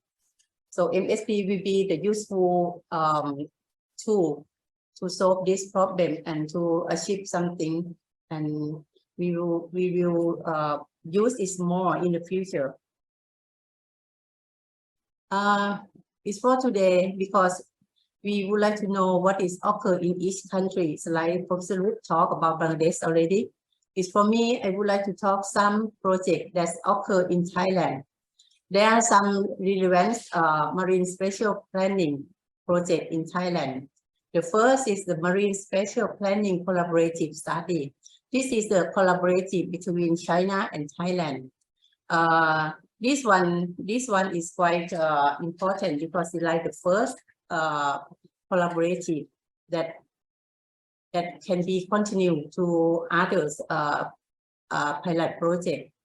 The second one, this one is ongoing, and then is have some result already that I would like to show you later. This is Marine Spatial Planning, a case study of Koh Lan, Thailand. This one also is close to Pattaya Beach. Someone who ever been there, you maybe know about this island. The third one is a Marine Spatial Planning in Koh Sichang, Thailand. It still is the pilot case. It's occurred already. It's on the process. And the fourth one is the Marine Spatial Planning in Phang Nga Bay, Thailand. This is the newest pilot site in Thailand, still at the beginning, so not much to talk about this one. That's only the number 2 and number 3 that ongoing, and then have some result to share with you today. For the case study of Koh Lan.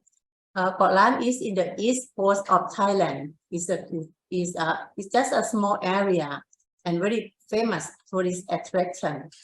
More than 5 million tourists per year. So you can see that just a small area, why is a lot of tourists over there.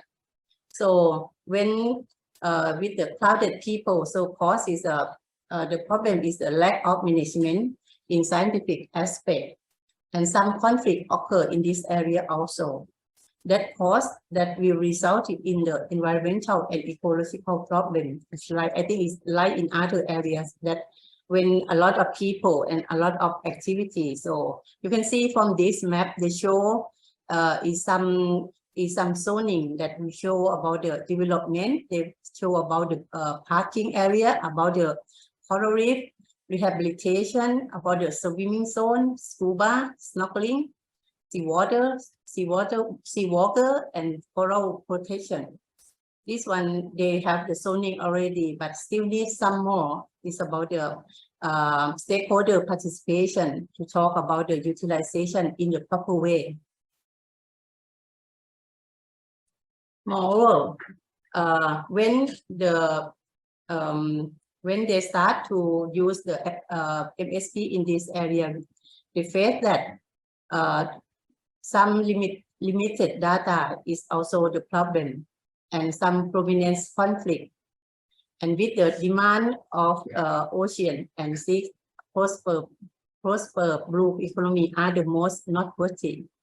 And confronted with the pressing demand of marine development. So you can see that Portland is also associated with the blue economy.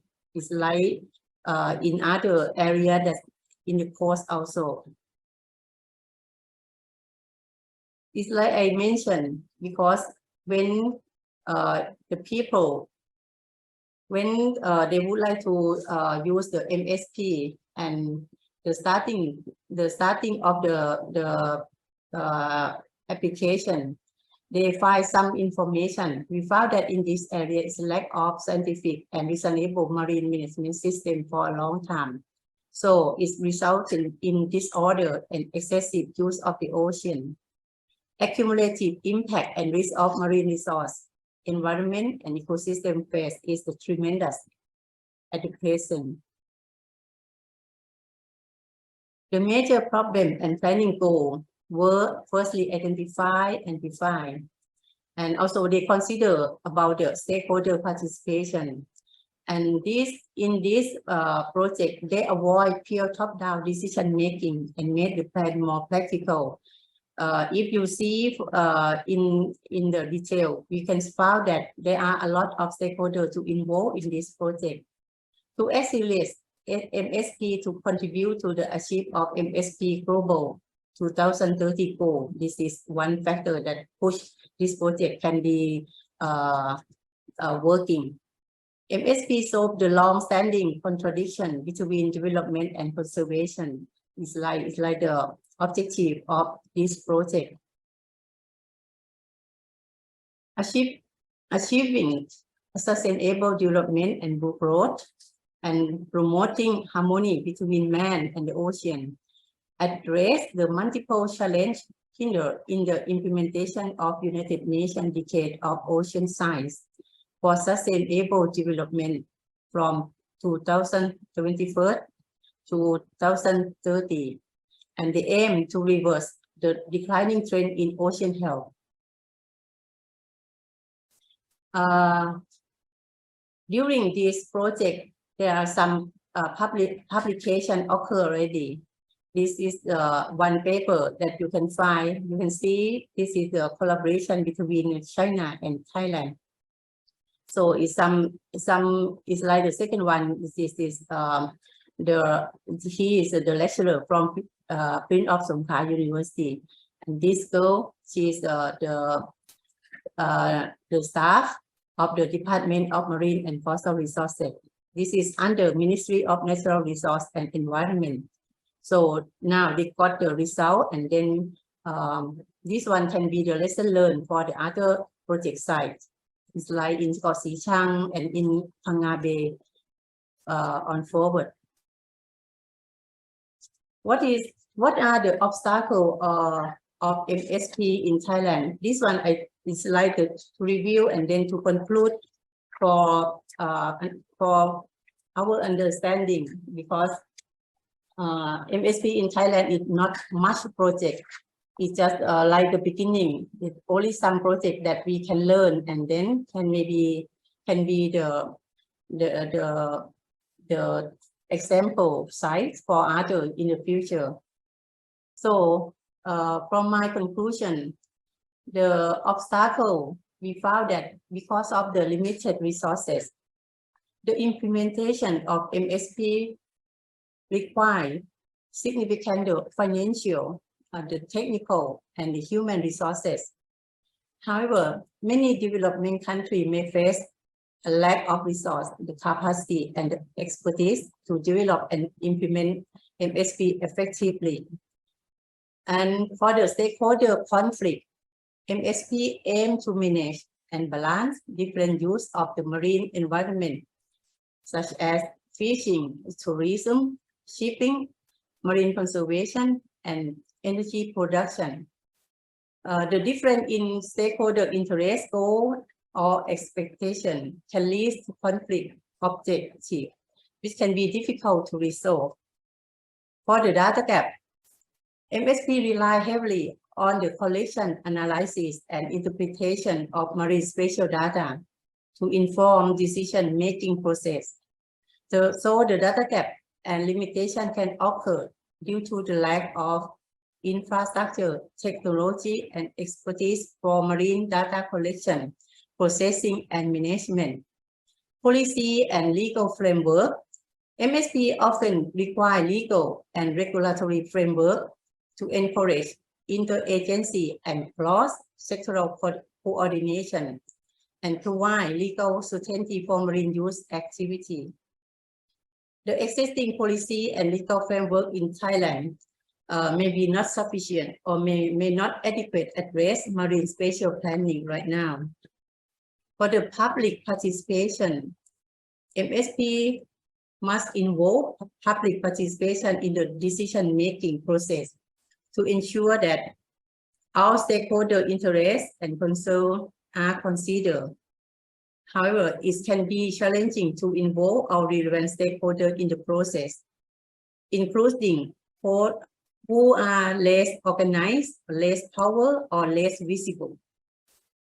Political will and commitment. MSP can be a complex and challenging process that require long-term planning, commitment, and strong leadership. Political instability, short-term priority, and lack of political will make it difficult to implement MSP effectively. All these challenges require the collaborative efforts between government agency, stakeholder, and international partners. I think that is all that I would like to share today. And this one, because I worry about the time, so I just provide a short one. This is another project, is Got Sea Chang. This also is from the coordinating body on the Sea of East Asia, the COPSEA and the Blue Solution Initiative collaboration in 2020 to advance marine and coastal spatial planning in the East Asian Sea. So this is in charge of the Department of Marine and Coastal Resource and Ministry of Natural Resource and Environment also. This is to show you this site. So this is, you can see this one, maybe they will provide some information. So this is the second project that is quite clear for MSP in Thailand. And this one, I didn't show in the presentation, but I would like to show a little bit about the government agency that relate to the MSP application in Thailand. Mainly, Department of Marine and Coastal Resources is quite dominant if compared with others, but also they have some department that also relate to the MSP.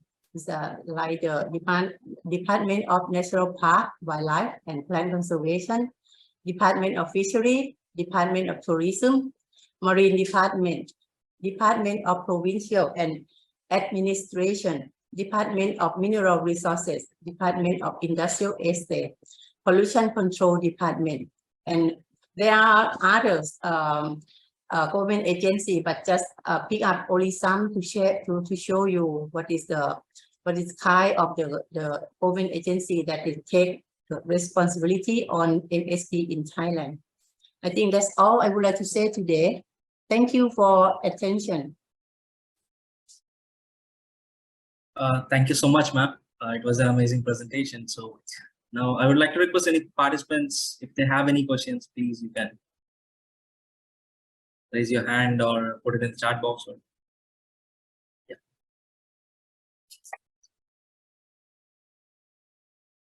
Any questions? Okay. You can unmute yourself, sir, and you can speak out.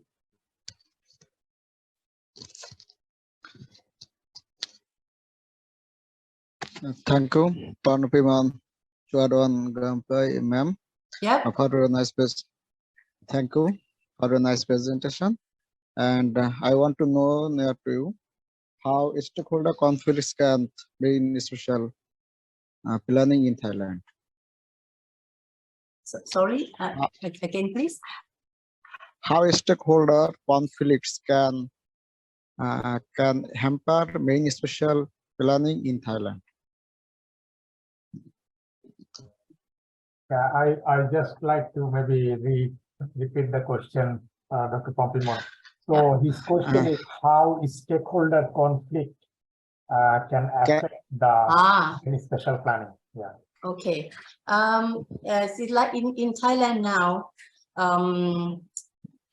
is the last 2 weeks I attend one workshop. There one presenter is from NGO section. Now the government agency try to connect something with NGO because in Thailand NGO is quite like is the person is quite impact so much on the community. So in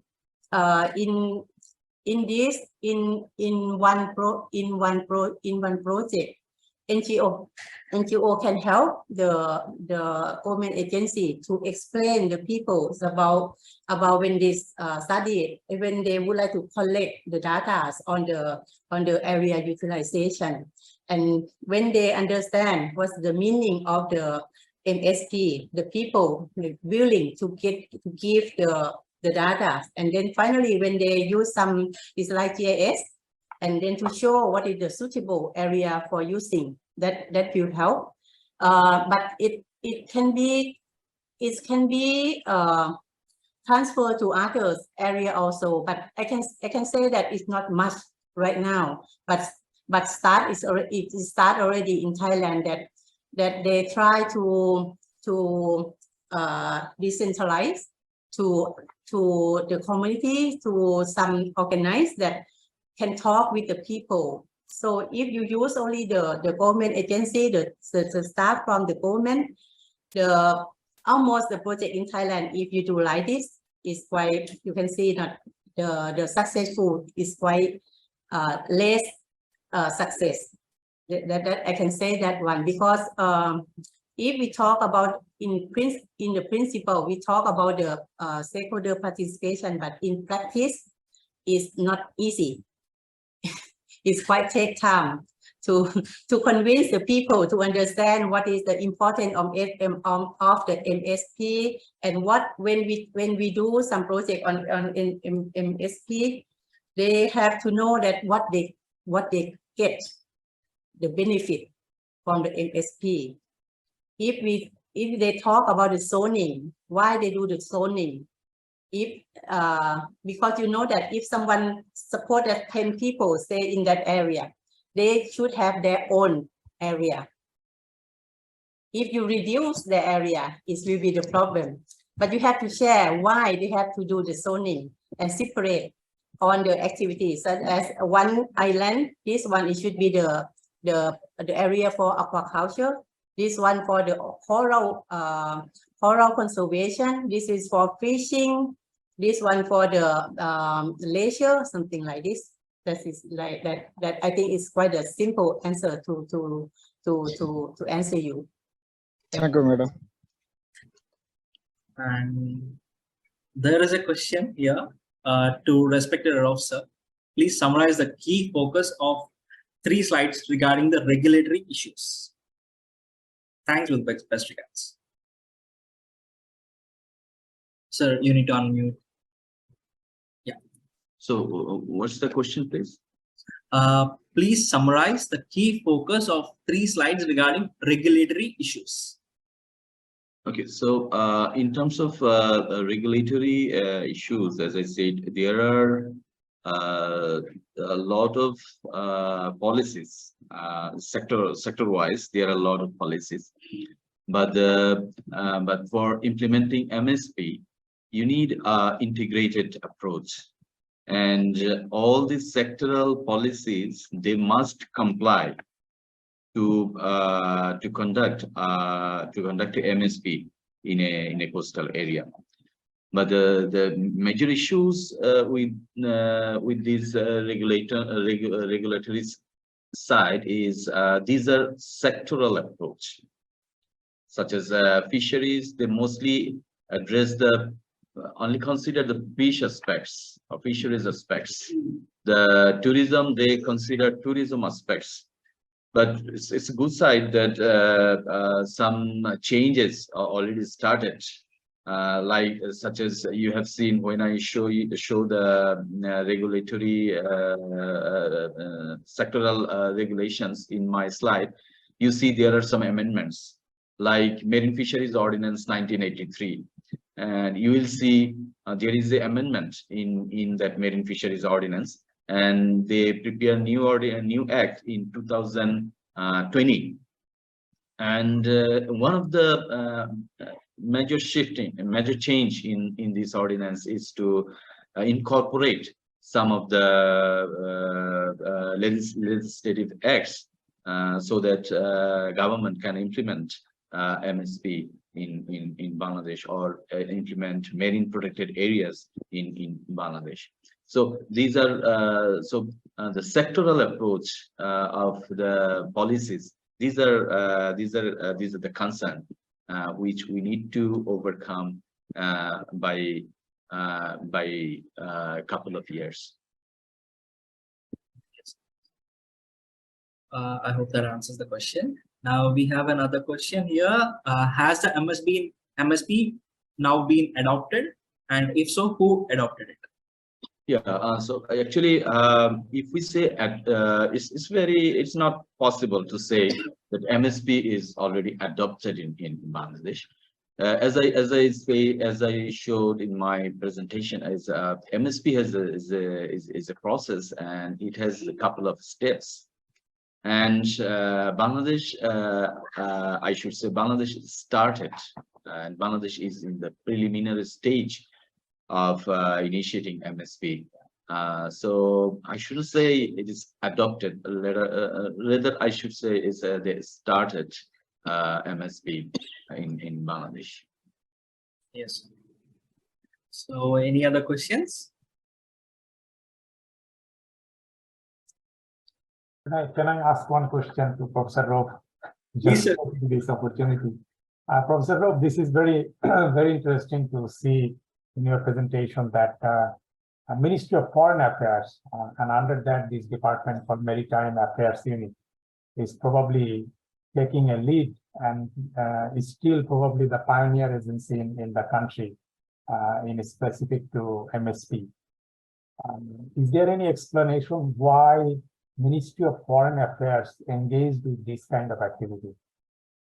Well, I think as all of us from all Bangladeshi, we know that during 2014, our Prime Minister, Honorable Prime Minister Sheikh Hasina, she actually emphasized this issue after the dispute from India and Myanmar, and with her initiation, the Ministry of Foreign Affairs, they initially take a step to solve international that disputes, and as a consequence of these, they organize a workshop, and there are a lot of stakeholder participation over there. And with all this participation, they initially set up. It will lead by, because there is it needs a lot of coordination. It needs coordination with Ministry of Fisheries, with Ministry of Forest, Ministry of Shipping, etc., etc. So at that stage, initially, I think the government took a right decision. That Ministry of Foreign Affairs, especially Prime Minister Office, they realized the importance of MSP in Bangladesh, and they they started that initiative. Thank you. Yeah. I was thinking exactly the same, because we have had the border dispute, correct? The marine border dispute with Myanmar and India. I think that has only recently been resolved. So probably it is started from that. Correct.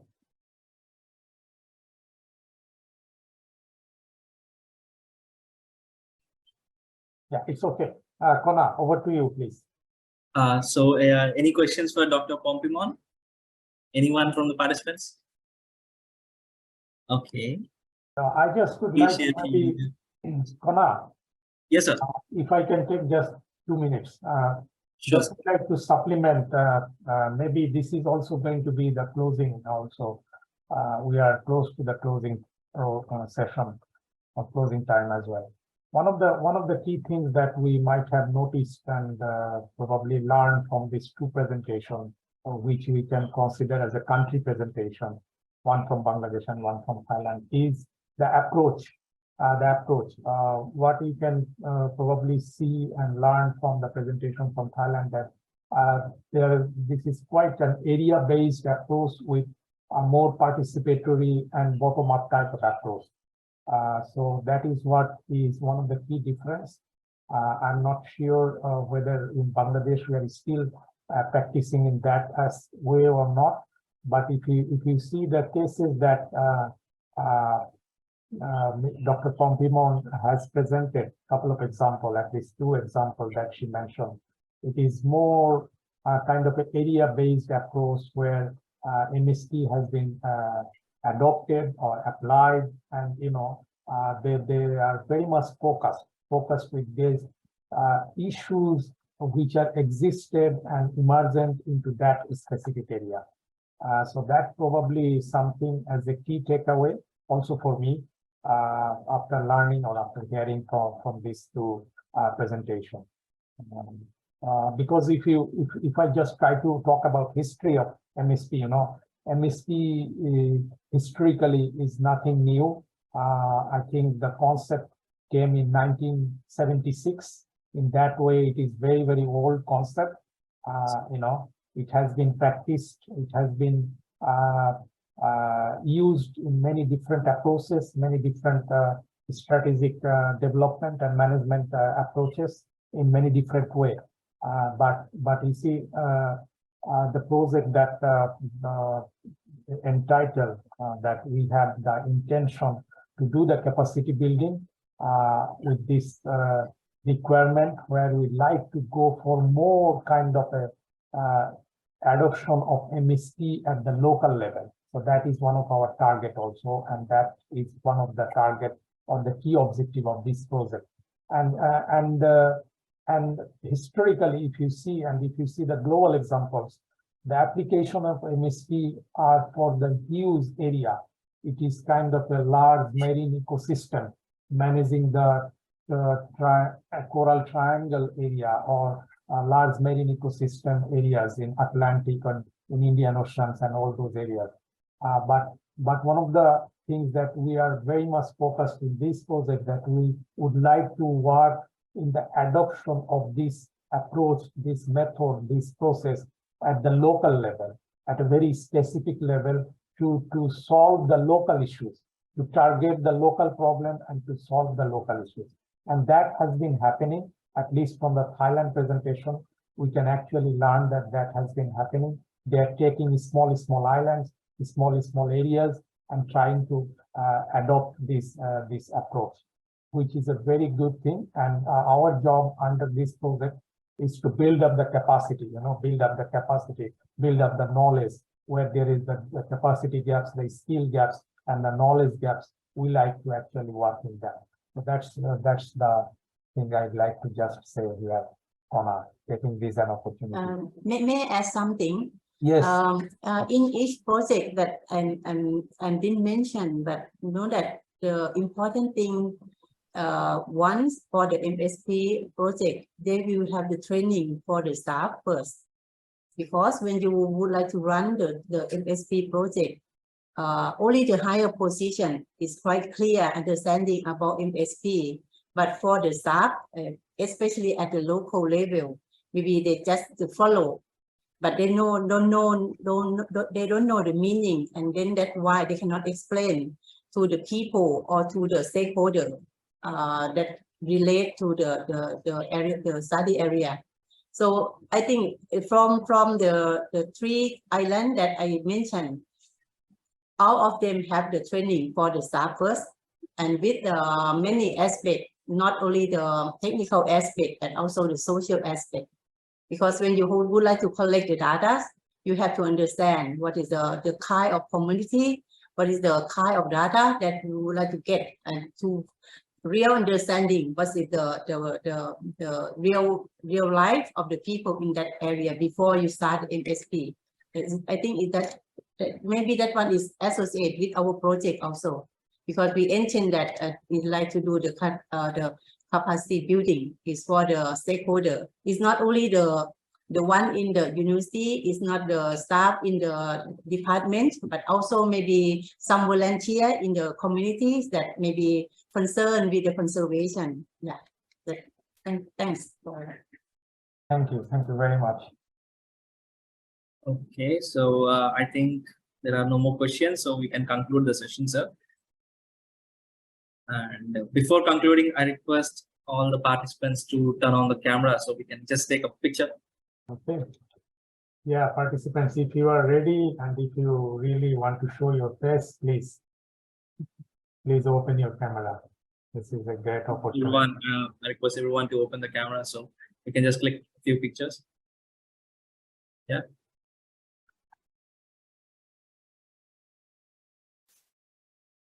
Just 1 second, Kona, few seconds, because maybe some others are coming. Yes, I understand.